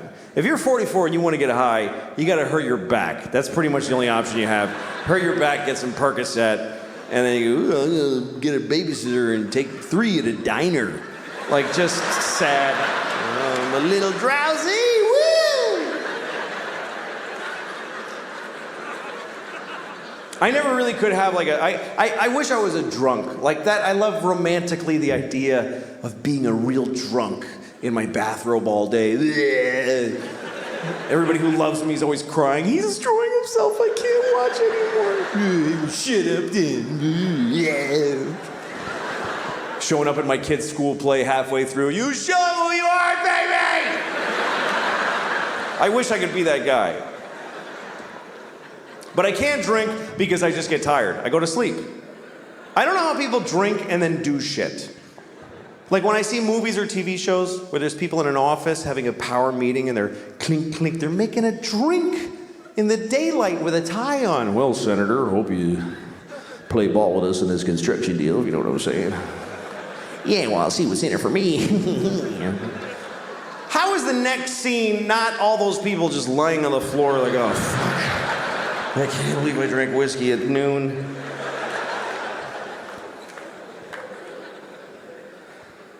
I can't smoke pot because it's the same thing. I'm too old for it. Sometimes young people come up to me after shows, hey, do you want to smoke some pot? I'm like, can I get my portion to smoke without you alone later? Because I don't want to stand in a parking lot with some 20-year-olds. Last time I got high, I was in Kansas City, and I got high because I was in Kansas City, and it was shitty. So after the show, so these kids that worked at the club, they're like, you want to smoke some pot? I'm like, yes. So I'm standing in a parking lot with these kids, like 20 years old, and we're smoking a joint. And I'm taking huge hits, because I had no idea. I didn't know they'd been working on this shit like it's the cure for cancer. I didn't understand the fucking technology that's gone into making pot so powerful. Because when I was a kid, you could just smoke a joint for a while. Now you take 2 hits and you go insane. It's not doable anymore. And I was taking big hits, like big 1970s jean jacket, Bad Company hits. Here come the jesters, 1, 2, 3. It's all part of my fantasy. And I'm like, yeah. And even the kid with the wooden hole of no ear, the absence of flesh in his ear with wood, I don't know what that is. Even he was like, "That you should be careful, that's a lot of pot. That's very strong marijuana." Yeah, I'm fine. Running with the devil! Just fucking, and in about 10 seconds, everything just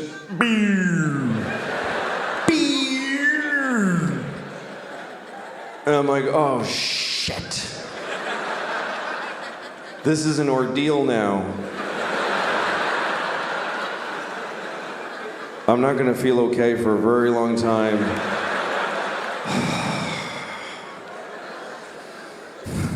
And everybody's just standing around and talking, and I'm hoping, like I'm really hoping that I look like this.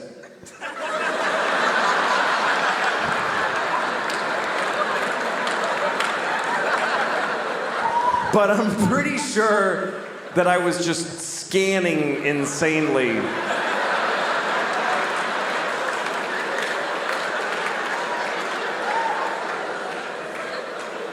I was actually counting, like, look at her for 5, 4, 3, 2, 1. Switch to him. 5, 4, 3, 2. Randomize. Don't go in the same direction. 5, 4, 3. Nod your head. That looks like you're listening if you nod your head. Ha ha ha. And at one point I realized I need to get out of here because the air is hitting my arm weirdly and they can tell. They totally know that I'm not handling the way air is touching my arm right now. Why am I doing that with my hand? That's weird to do that with your hand. Nobody stands like this. Nobody stands like this. Just fucking, no, that's that's weird too. That's crazy. Just, shit. I gotta go. But I didn't know how to leave because I had this dilemma. We're all standing in a perfect circle facing each other. And I thought it's gonna be insane if I just turn I'm one person with my back now. Do I just back away like this and hope that they fill in? And then I thought, no, say something. Say something out loud to them that smooths the transition of you leaving. Okay, what do I say? Pick a thing to say. Goodbye. That's a nightmare. That's just goodbye. That's just noises. Finally, I walked away and I said, I'm leaving! And I know it was that bad because they all went, oh, shit, okay, all right. Whoa. I was like, I'll never see those people again as long as I live. And then I had to get in a car. I forgot that I had rented a car and I have to drive back to the hotel. And I'm driving on this highway in Missouri. And at one point I realized, I think it's been about 25 minutes since I looked out the front window of this car. I've just been dealing with shit directly in.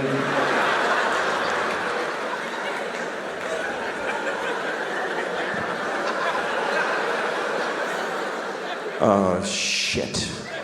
There's a whole spectrum of responsibility out here. I'm supposed to take part in this.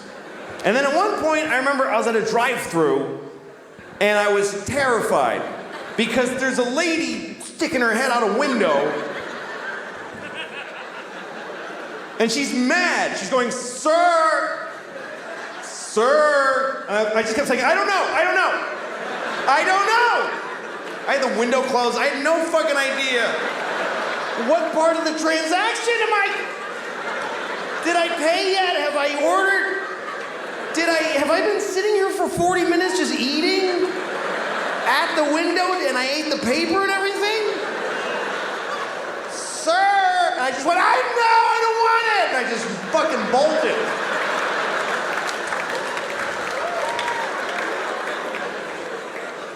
So I can't do that anymore.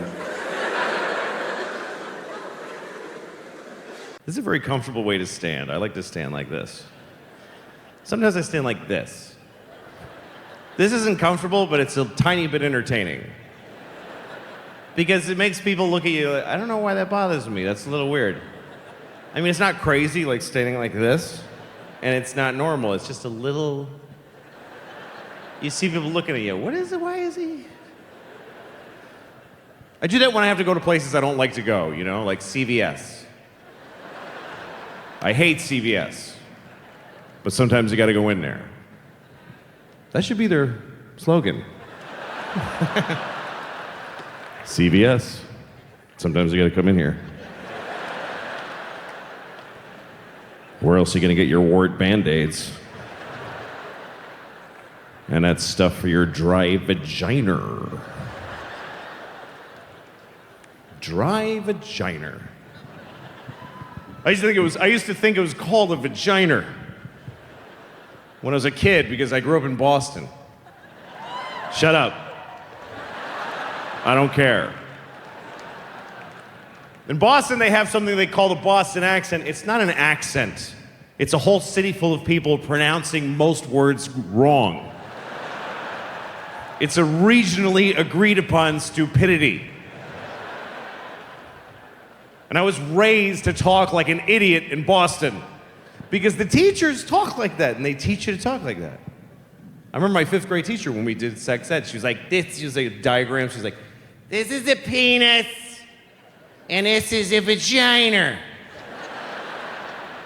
Now, during intercourse, the man ejaculates sperm into the vagina. And then later, a fucking baby comes out of the vagina. And sometimes it's retarded. Yeah. It's sad when they come all mentally retarded.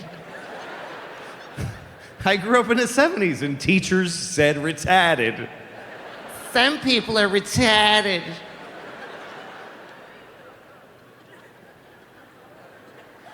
And they got retarded vaginas. I really did think it was called a vagina, and because sex is such a mysterious thing to a boy, I thought it was like a thing that you use to vagine with. I gotta go to Rent-A-Tool and get a vagina so I could vagine my driveway. I just made a really nice table. I gotta vagine it.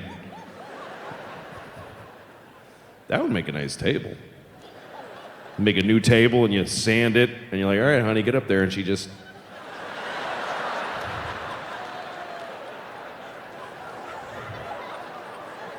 And you go, ooh. You don't even poly or anything. That's nice. That's like the old way to do it, you know? This table is very smooth because my wife have a very juicy boozy, and she vagina the table is a long time. That is nice. Wow. Thank you, Mr. Tedesca-Tinioni.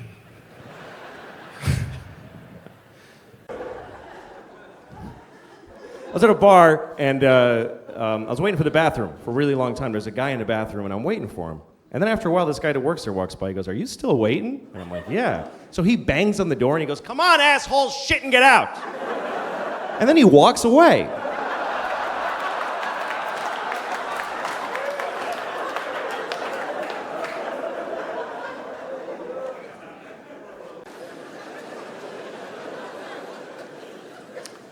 So how have you all been enjoying living the way I already was for a couple of years before all this?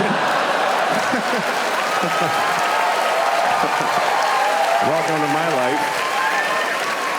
Can't work, can't go outside, can't show your face, gotta wash your groceries.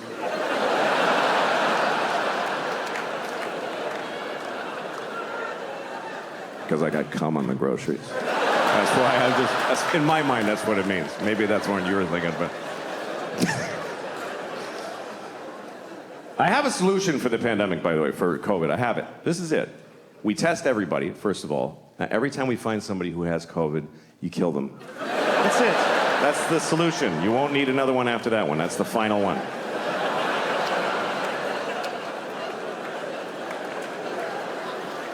It's been pretty amazing to be alive during this thing, during COVID, because you're not going to see this again. And wow, did we learn some shit. That's really the things that teach you in life are things you never would have chosen to do for yourself. I mean, think about your life as far as it's been where you have the choices, where you're like, I'm going to do this, I'm going to pursue this. It all goes to shit, every bit of it. And even when it goes right, you're like, why don't I like it? It's what I wanted, but why don't I like it? Because it's your choice, and your choices are based on fear and fucking just thin, stupid, shitty hopes. But when life just kicks you in the balls and you're like, oh, fuck, everything's different now, and it shows you shit you wouldn't have looked at otherwise. That's the great joy in it. And what I thought was really interesting about COVID, and still is that it's the first thing I've seen where everyone on Earth had the same problem. Every human being on Earth had the same problem. We never had that before. That's why we don't give a shit about each other. Because you read like, oh, there's floods in Houston. You're like, fucking water. What is it? What's your problem? Floods. What is that? Just walk like this. What, you can't handle some water? My basement floods. What the fuck? Who gives a shit? Like, he's on a canoe in the street. That looks like fun. Why is that an issue? There's fires in California. Blow it out. You fucking blow out a fire? Get the water from Houston and dump it on California. Fucking deal with it. But we all had the same problem. Every person from Zimbabwe to Tokyo to Newark to Honolulu, everybody was doing the same dumb shit. Every person had the same stupid fucking moment at the same, just trying to get the mask out of the well of your car door. Trying to, I gotta go in Walgreens. Where's my fucking mask? You try to, it's got pistachio shells in it and pennies.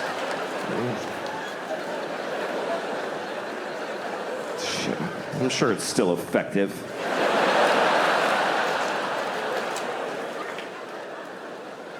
I actually liked the masks because everybody looked nice. Everybody did. Because it's just their eyes. Eyes are nice. You never hear somebody say, that guy's got gross eyes. It's really, we should hide these. We should keep the masks because this is disgusting. How do we just, with no shame, look inside my face? Spit at a tongue and teeth. It's fucking gross. Cover your mouth. Don't. I'd rather look at your asshole than your mouth. I really would. I'd rather stare into your asshole than glance at your mouth. Assholes aren't that bad, not to look at. We don't like to think about assholes because, like, they're, the shit and the farts and the diarrhea. But that's a small portion of their time.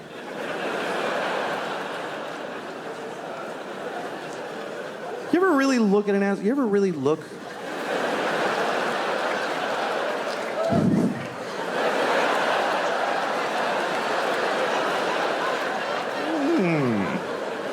Once you see it, like, in nature, it's a little, that's all.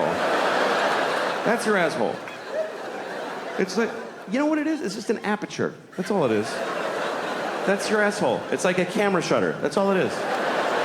It's like the opening to the James Bond movies. That's what your asshole is.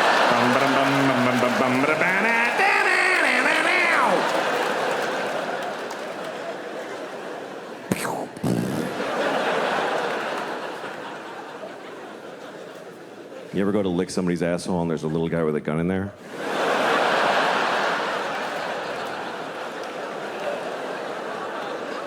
That was bad. I was thinking the other day, what if there was a baby who was born, and there's been a lot of fucked up babies. There's all kinds of babies born. There's been babies with, connected at the face to a dog or whatever. There's been babies with 3 legs, with hands on them. There's been Chinese babies.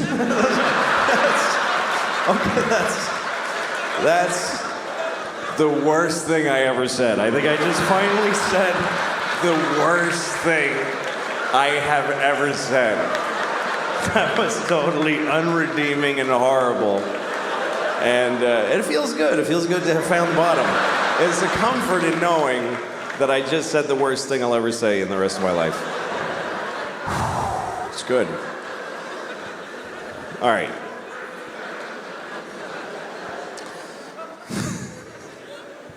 Yeah, I'm not a good guy. I am not.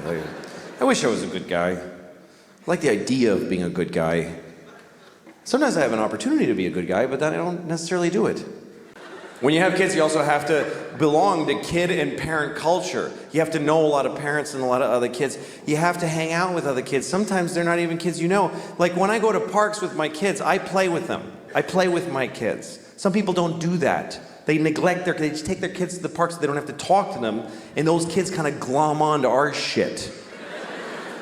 Like I'll be sitting at the park playing a fun game with my kids, and then there's this woman over in a bench, and she's got her phone, she's just staring at her phone, and her kid's like, "Mommy, talk." Just leave me alone, I'm trying to cheat on your father. Stop it. And then the kid comes up to us, "Can I be in your family?" It's creepy. One time I was at a swimming pool with my kids, a public pool, and I had my daughter, my 6-year-old, on my arm like this. She was like clamped on, and she's kicking. It was so much fun. And then she got off, and another random child just clamped on her. Blech! It's like a rat. Get off of me. But I love you. I don't know you, kid. Stop it.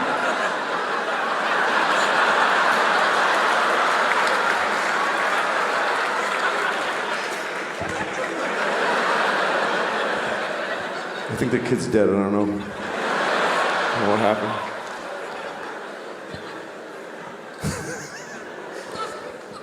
Some kids in my kids' class, I like some of those kids. Some of those kids are cool. They come over to my house, they play with I like them. Other kids I don't like, especially little boys. Little boys in my kids' class, I hate them. I hate little boys. I'm like the opposite of a pedophile. I just hate. There's one kid in my daughter's class who I hate so much. And it's really fucked up because I'm 44 and I hate a 6-year-old. I mean, I hate him with a grown-up, preoccupying hate. I've thought about him 3 times since I came out here. That's how much I really hate this kid.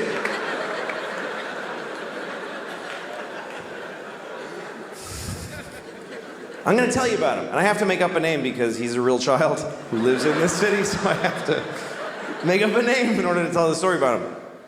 His name is just Zan the Puss. Let's just call him Zan the Puss. Fine. Okay. He's in my daughter's class. They're in 1st grade. And when we take our kids to class, there's a little procedure. You bring your kid to school, and they have their backpack and their jacket, and they go to their cubby, and they take it all off, and they put it in the cubby. Then they take their the homework folder and their lunchbox and put them in the bins. Those are their little responsibilities. You help them do it, so they'll blah, blah, blah, blah. But Jazan the Puss, when he comes in, he doesn't do none of that shit. He just walks in and just sheds it all. He just...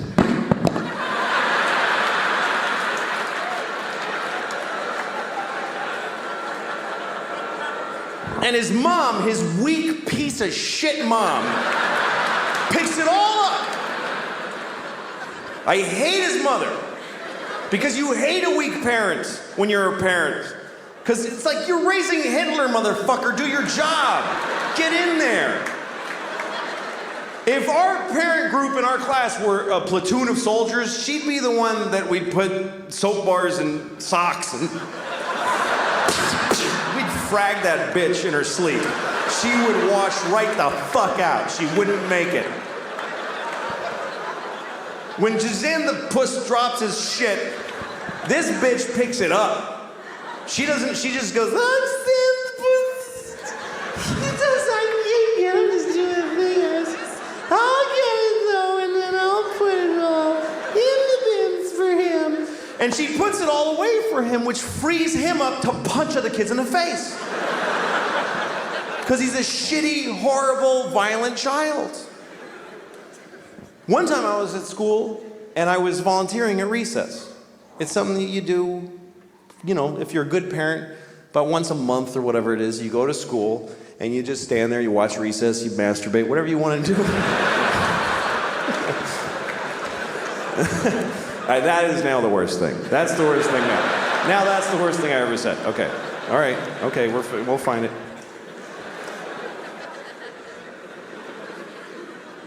I mean, you could. It's a public school. Nobody would even give a shit. But I haven't thus far. Hasn't gotten that bad. Anyway, I'm watching Recess, and Recess is a trip. If you've never been to Recess, it's intense because it's like the universe. Like, you know, if you watch the ocean crash waves on the beach for a long time, you start feeling like you're understanding how everything works. That's what Recess is like, because every natural chaotic energy is represented at Recess. There's kids swirling around in these big roiling crazy things. There's one kid just spazzing out, just to some singularity kid, just a binary system of 2 kids holding hands and they're running and just clotheslining every child at a certain height. They're keeping a uniform height to the playground. So I'm watching Recess and I see Jazan the Puss and he's walking with this evil This kid is like evil, stuck out of time. He's like, I always picture him in a gray fur coat with bones in it and lots of rings from people that he killed and just walking.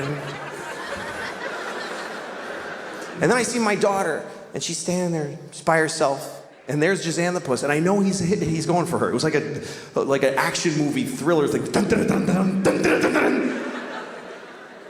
And I think to myself, I gotta go there and I gotta protect her. But then I thought, let him do a little something first. Let him do just a little something because I want this kid in my life. I want a reason. I want aerial photos of him doing some shit to my family that I can bring to the UN and get authority to waterboard this little motherfucker. I want to get him on a flight to Venezuela with an envelope on his head and duct tape and all that shit.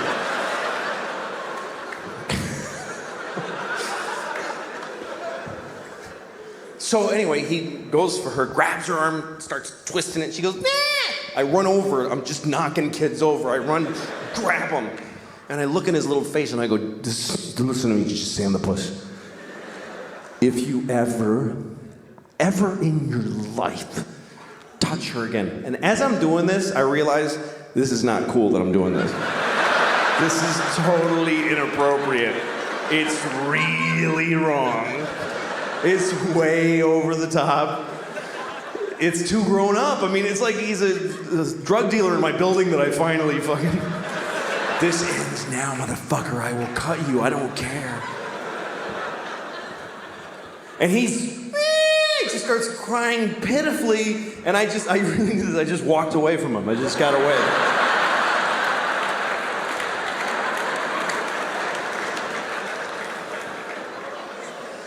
And then all the teachers, everybody that gathers around, what's Jan the puss? What's wrong with you? And he's like, and he couldn't articulate it because he's not getting educated. Fuck him. I was there going, yeah, you could have told on me, bitch, but you're too stupid now, which is your own fault. You future ditch-digging piece of shit. Oh, I'm gonna love watching you grow up into nothing, motherfucker. I'm gonna watch it, and I'm gonna fuck your mom and not call her, too. I'm gonna ruin her summer. I'm gonna fuck your mom twice and then never call her. And I don't know your dad because he ran out on you, but I'm gonna find him, I'm gonna turn myself gay, and then I'm gonna fuck him too. I'm gonna suck his dick so good that he just has to change his whole life. And I'm gonna move into a place with him in the village for a couple of months, and totally he'll cut off ties to all his life and start wearing cutoffs that are really tight, and and then I'll go to some Christian turn you not gay place, and then I'll come back and go, what's wrong with you, faggot, and make him feel bad inside. Like, what has he done?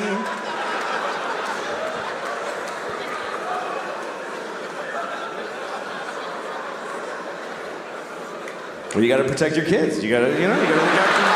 You gotta protect your kids. You gotta do it, man. A lot of people talk the talk, but, A lot of people say that shit. I would throw myself under a bus for my... Oh, yeah? Would you fuck another kid's dad and confuse him sexually and yourself sexually in the process? And use homophobia that you hate against another person just because some kid shoved your kid for a second? That's my baby girl. I gotta do it, son. I gotta suck that dick. That's my baby girl. I gotta do it for her.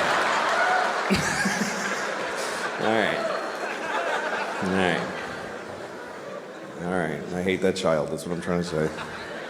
I'm gonna do a couple impressions for you guys. All right. This first one, this is my impression of a superhero being propositioned by a hooker. All right, a superhero being propositioned by a hooker. Hey, baby, want to have a good time? No. All right, now this is a...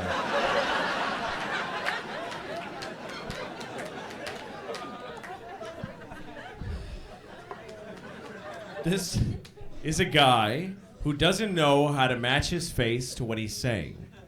It's a guy doesn't know how to match his face to what he's saying.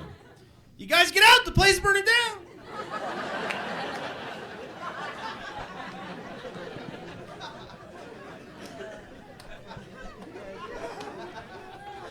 Here's a guy who doesn't know if he's from Alabama or Brooklyn.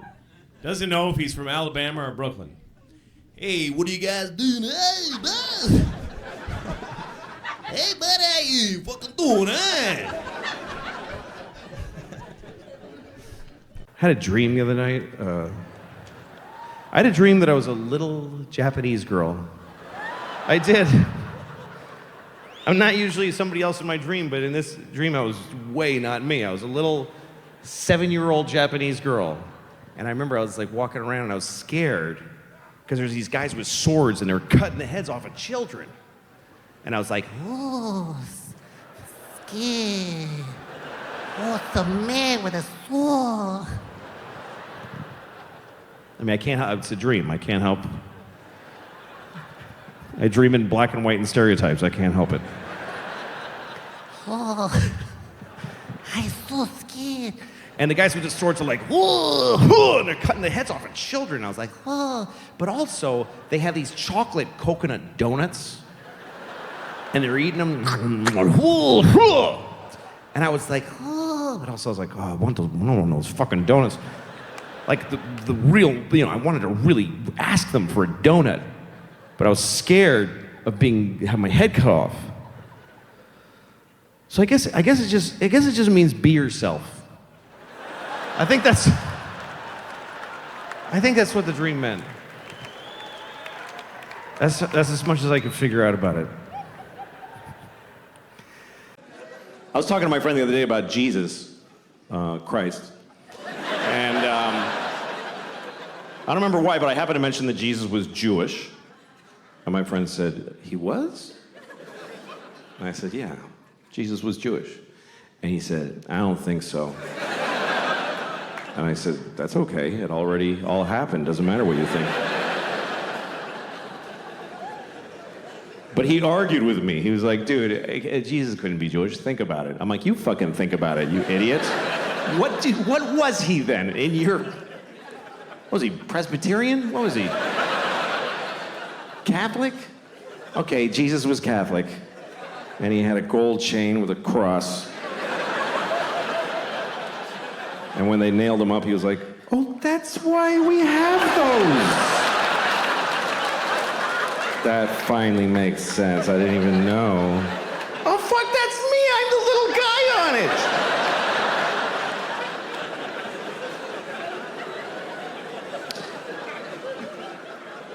Every religion has a strange story or a rule that doesn't make sense to me, Like, every time there's a terrorist act, they always tell you on the news about how they believe they're all going to heaven, and every guy who does a jihad thing, and he gets 72 virgins. That's right, that's the story always. 72 virgins, which, first of all, who are those women? Who are the 72 virgins? Does God have to kill 72 nice girls? All right, ladies, the good news is you're going to heaven. The weird news... Or does God just make them fresh like farm-raised salmon? He just whips up 72 women. All right, nobody fuck these. I'm saving them for that guy. It's a weird concept. You get your own 72 virgins for all eternity. First of all, they're only virgins when you first get them. Once you start fucking them, it's over. After a week, he's like, I only have 3 left. And 69 whores. That has to be one of the more confusing moments in God's life, when he's handing off 72 virgins to some guy who just blew up a bus in Tel Aviv. And he's like, all right, what the fuck am I doing? I don't even know anymore. I need a drink. My wife and I were thinking of having a baby, and I'd like to have a kid, because you can name your kid anything you want. I like that part. like to give my kid an interesting name, you know? Like a name with no vowels, maybe, you know? Just like...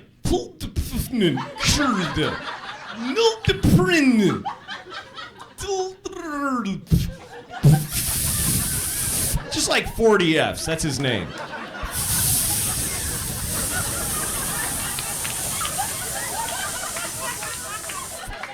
Go clean your room, you know, something like that.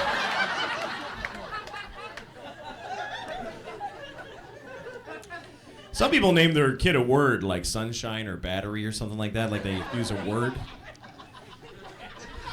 I'd like to name my kid a whole phrase, you know? Something like ladies and gentlemen. That would be a great name for a kid. That way when he gets out of hand, I get to go, ladies and gentlemen, please, and stuff like that. And I would like that. This is my son, ladies and gentlemen. I actually have a girlfriend, but we're struggling because she lives in France. She's French. She lives all the way over there, and we haven't been able to see each other for a year because of the disease. I have AIDS. And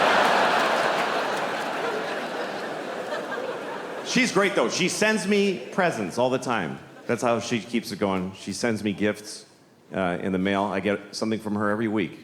Sometimes it's chocolate from France or a shirt she wishes I would wear instead of things like this. And sometimes she sends something to make fun of me because she's a little fucked up. So last time, she sent me a pair of little girl's panties. And yeah, I was like, that's not funny. Because these are in my house now. I can't get rid of them. It's like nuclear waste. Think about it. I can't throw them out because I can't have people find little girl's panties in my garbage with coffee grounds and butter on them. And every solution I think of makes it worse, like if I put them in a bag inside another bag and layers of duct tape wrapped in tin foil. Or if I put them in a coffee can and I nail it shut and I bury it in the park in the middle of the night. Or if I cut them into tiny pieces and throw away one piece each week in a different town.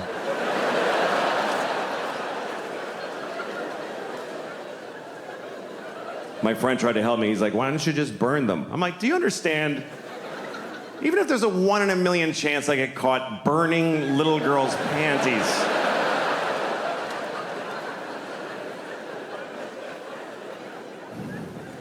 So I'm wearing them right now. Yeah. It's the only solution I could come up with. I wear them every day. And I hand wash them.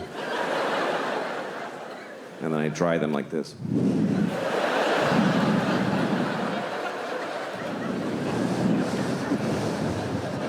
Just right on the little strawberries.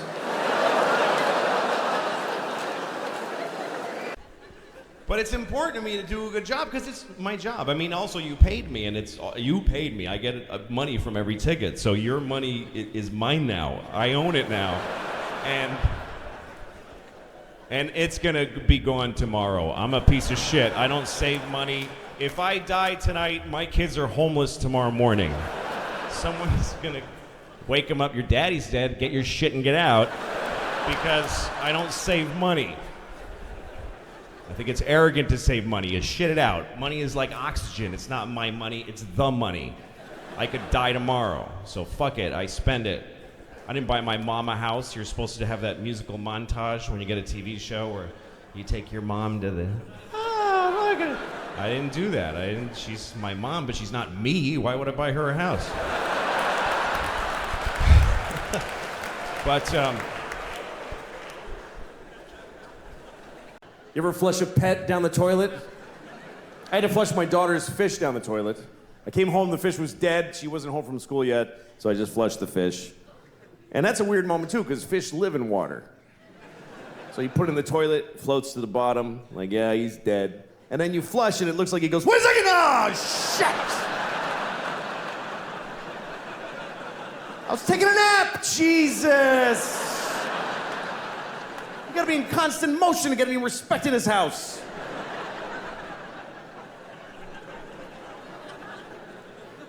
And then my daughter comes home. Why did he die, Dad? Come on, what am I gonna say? Why did he die? Because who gives a shit? That's the reason. That's the actual reason. Is because it didn't matter that he was alive. That's why he's dead. He didn't know his name and he didn't love you back. These are the facts about that fish's life.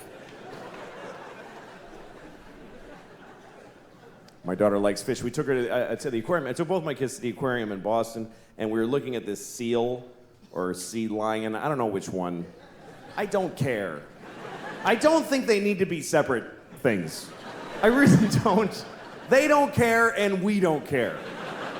There's like 3 scientists who give a shit what we call all those things. The scientists could go on TV tomorrow and say, okay, everybody, from now on, seals and sea lions and walruses, and you know what? Penguins are all seals now. And we would all be like, yeah, fine. Yes. Whatever, man. Anyway, so we're looking at this sea lion thing, and he's looking back at us through the plexiglass, and he's going, ugh. They're really disgusting in person. Most animals are when you really see them. You ever go to a farm, you think you're gonna see little white sheep going, bah, but they're all fat and shit-colored, and they're like, bah.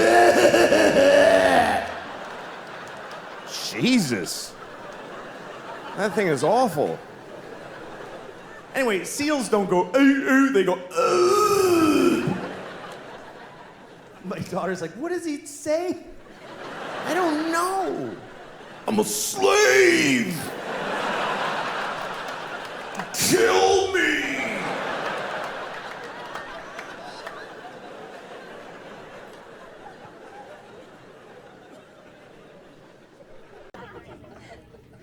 Like one time I was standing on a street corner and I was eating a peach, and this guy starts waving at me from across the street. And what do you do when someone waves at you? You just wave back. Your arm just shoots up there. And I had a peach, so I'm waving the peach at the guy. And then I realized that he's not waving at me. I don't even know the fucking guy. He's waving at a guy behind me. So I'm just waving a peach at nobody. People looking at me. I didn't want to stop waving because I would be admitting that I fucked up, you know? I just kept waving it. I just started going, look at my peach! I have a peach! Look at it! Then people were afraid of me. That's respect. My own kids, I love my kids, but sometimes when they complain, I get really pissed off. My kids complain, I'm like, you know what, I love you, honey, but fuck you a little bit, because you have an amazing life. I gave my daughter Benadryl the other day because she had a rash, and it was bubblegum flavored. And she's like, ew, fuck you, ew, what are you, nuts? It's medicine! Most kids don't have medicine. When they get sick, they die on a rock with a bear eating them. Oh, he's got a sniffle. Ring the bear bell and put him outside. Ew. You're fucking a white girl eating bubblegum medicine, wearing clothes made by children your age professionally.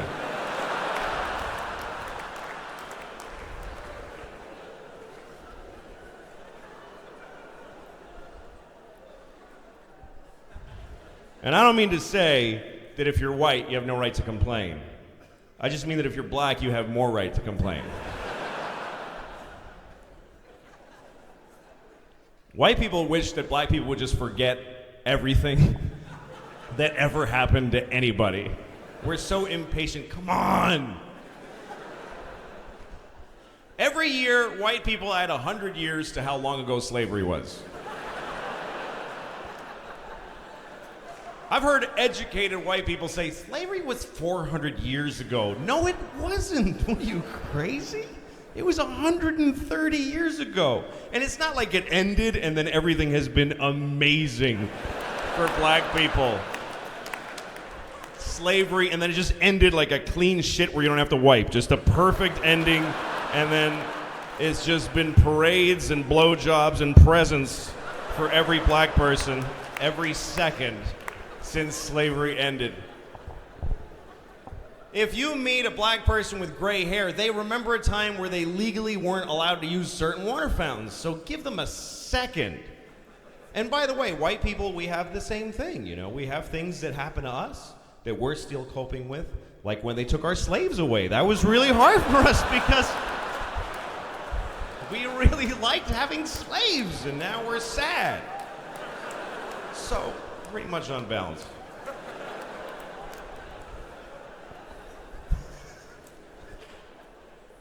But I hope my children have a good life. But now my kids, I take them everywhere. I'm responsible for every second of their lives. I'm with them all the time, watching them do their thing. I take them to soccer. Yeah, you're playing soccer. You're playing soccer right now. I know you're playing. Are you done? Okay, let's go over here. Was that fulfilling? Was it strengthening and confidence? Like you have to do everything with them.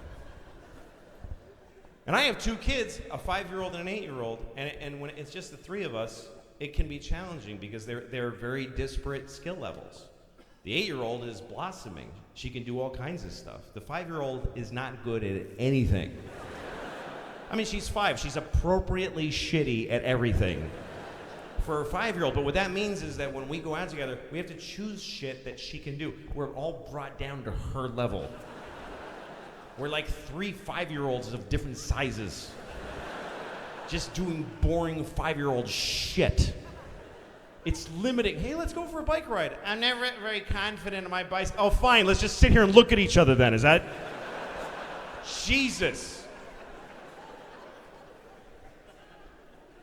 We went swimming once, the three of us, and it was torture because the 8-year-old is amazing. She's swimming and she's in the deep end. And she's swimming alone. She's lonely. She's, Daddy, please swim with me. I'm like, I can't because this one won't. We're in the shallow end. And she won't let go. She's like, I'm going to drown. Just, it's to your tits. Just please fucking stand there. It's nothing. It's too deep. What, really? What? Like, I would just go, haha, you're dying now. That's funny to me. Like, really? If I wanted to kill you, I'd wait till you're sleeping and do this for 4 minutes. That's all it would take. You should thank me every morning you wake up alive. That's how easy it is to kill you. So why would I take you to a fucking swimming pool in the afternoon to murder you?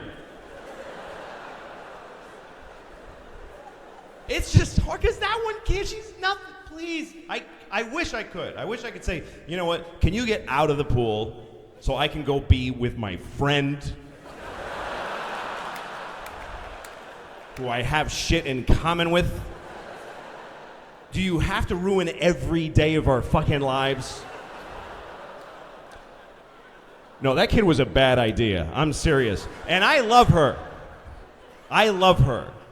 But I wish she was never born. That's just, this is, any honest parent will tell you that they live with that ambivalence. And it's torture. You look at your beautiful child's face and you have two feelings at the exact same time. I love my daughter in a profound way. I cry at the drop of a hat when I think about her. This kid has made me love her so much that it's made me more able to love other people. I can love people that are dead that I didn't love properly. Her love for me makes my love transcend time and travel through space. This kid is amazing. You cut a tomato on a plate and she smiles like you just fucking adopted her from Zimbabwe or something. She's an amazing creature of pure beauty and love, and I regret every single thing that led to her birth. That's how you feel. Because it's fucking hard. If you're really putting the time in as a parent, there's no parent that's really raising their kids who hasn't given the finger to the back of their head at least 3 times by the time they're That means you're really doing the work. If you haven't done that, you have nannies and shit. You're not a dad or a mom. Good night, sweetie. Okay.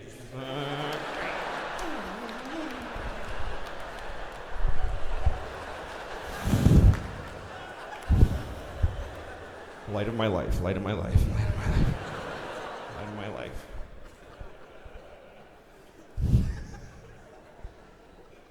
I think that, I think one of the advantages to having kids is that they just cheer you on. Like, I have eaten shitty my whole life, and my kids just think it's hilarious. They don't care. They're like, Daddy ate 40 cookies! They just think it's the funniest fucking thing.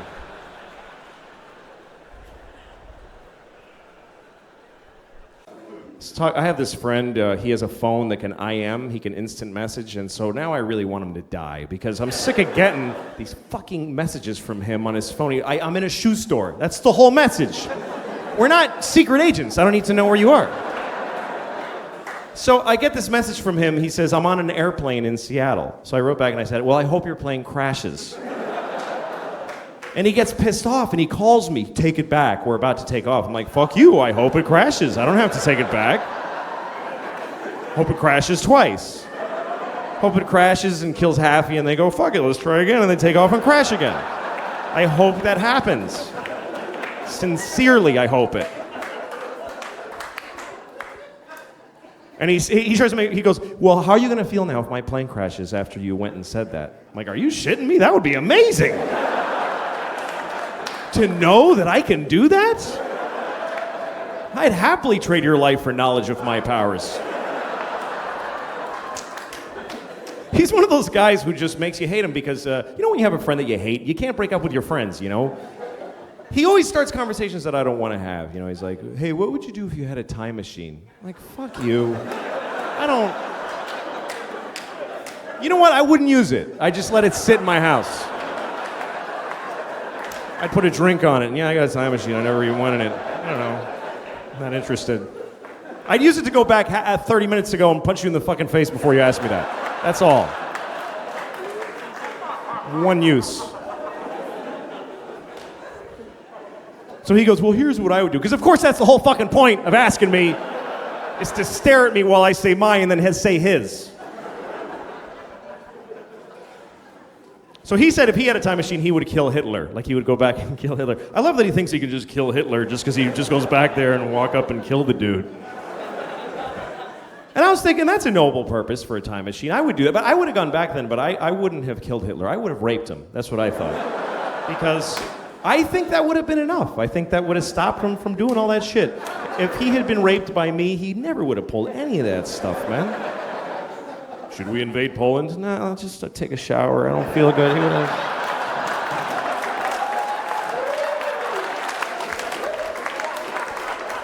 Low self-esteem and, you know... I'm not condoning rape, obviously. You should never rape anyone. Unless you have a reason, like you want to fuck somebody and they won't let you, in which case, what other option do you have? How else are you supposed to have an orgasm in their body if you don't rape them? I mean, what the fuck?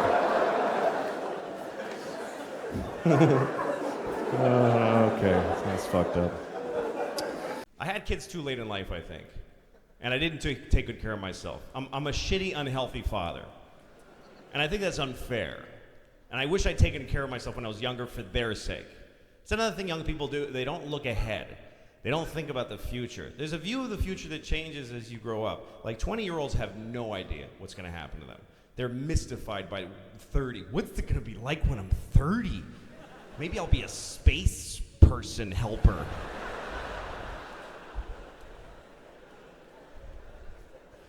They don't have any idea that when you fuck with your body, you're ruining the parent that you're going to be. If you're 35 and you're out of shape and you don't have kids, don't have kids. Because it's not fair to them. My kids deserve a 25-year-old father with a kid on his shoulders going, whoa! Whoa, I'm going to get you! I'm going to get you! I'm so not that guy. I'm not even the cool salt and pepper dude throwing the football through the tire on the Viagra commercial. I'm not even that guy. You know. Because I didn't take care of myself. Young people are arrogant. They're like, fuck it, man. Woo! Who gives a shit? Who wants to live forever anyway? Woo! And they think they're gonna die. That's how dumb they are. Get fucked up, and they think they're just gonna explode like just a nebula of excess, just a beautiful, they're gonna turn 50 and then just, oh my God, he did just what he wanted the whole time!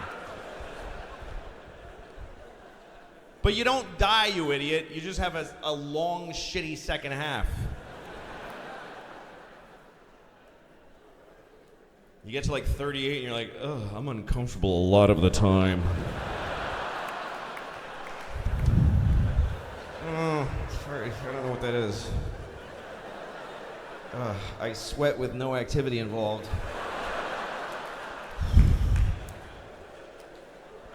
I mean, when I walk in the city in the summer, I have to touch a building when I'm walking. Like,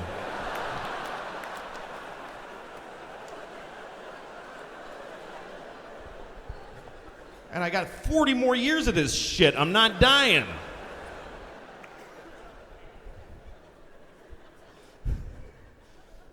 Most of the abuse I've done to my body has been the way that I eat. I've only learned recently that food is supposed to be fuel that enables you to do things. Food, you're supposed to eat like a little piece of salmon and a berry and go, whoa, shit, look at this. Wow. Food is not supposed to be a disgusting, debilitating vice. You're not supposed to have to cancel shit because of what you ate.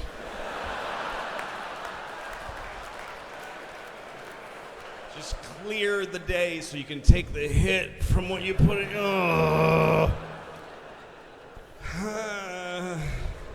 That's all Americans. We're uncomfortably full all the time. That's why we need the air conditioning on. We need it to be 70 degrees always, because we'll have a heart attack from all the grease.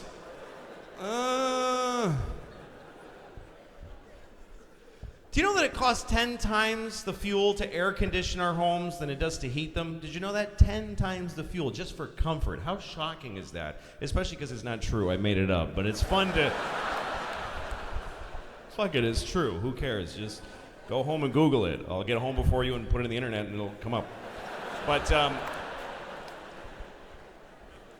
we eat too much as a nation. You ever go into like a real American restaurant like Applebee's and everybody's just in pain at their tables, just...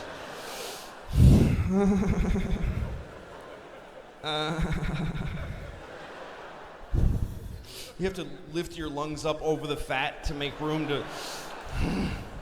I shouldn't have had those. Do you want dessert? Yes, bring it, stupid. I'm fine. I'm just... trying to... You're supposed to eat with purpose. You eat a little piece of lettuce, and the guy in your belly's like, oh, awesome, I can make some skin cells and some blood cells and some energy. The guy in my belly hates me. Hates me. He gets my third donut. He's like, what the fuck do you imagine I'm doing with that? There's no part of you I can make out of donuts. It's just a storage issue. You're creating work for everybody. And 4. He's having 4 fucking donuts. It's 10 o'clock. The other guy's like, what do you want to do with it? Just shit it out. Seriously, you know what? Shit it out whole. Let him find a donut in the toilet. Let's see how that educates this fat piece of shit. I'm tired of this. Shit it out whole. He chewed it. Reassemble it and shit it out. I'm serious. Get everybody on it. Bring the guys up from the feet and put that thing together and shit it out. And shit it out the hard way, too, not like a coin out of a slot. Make him blow it out of his asshole like a smoke ring of dough. Just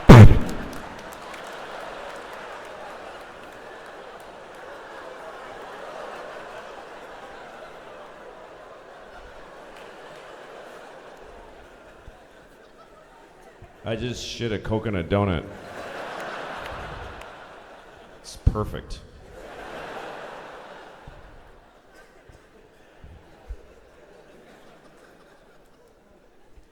But it's not fair to my kids. That's why I have such a terrible... I'm not, you know... You have to have energy to have children. When I take my kids to the park, I just let them run like a dog run, like I got leashes.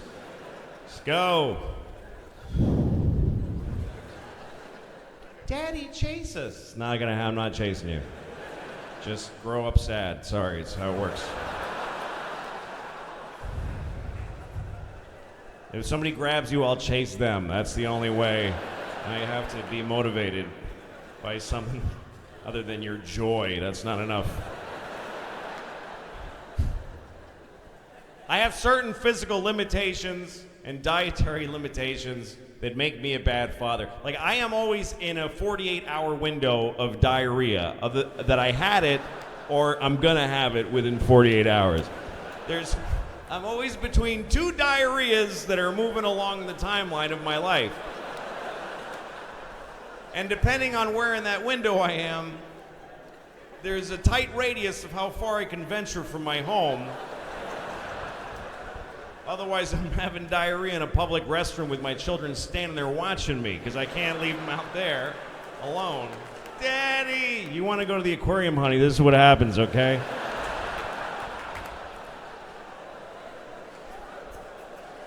It's not fair to them. It really isn't. And when you're not in good shape, you're less patient of a person.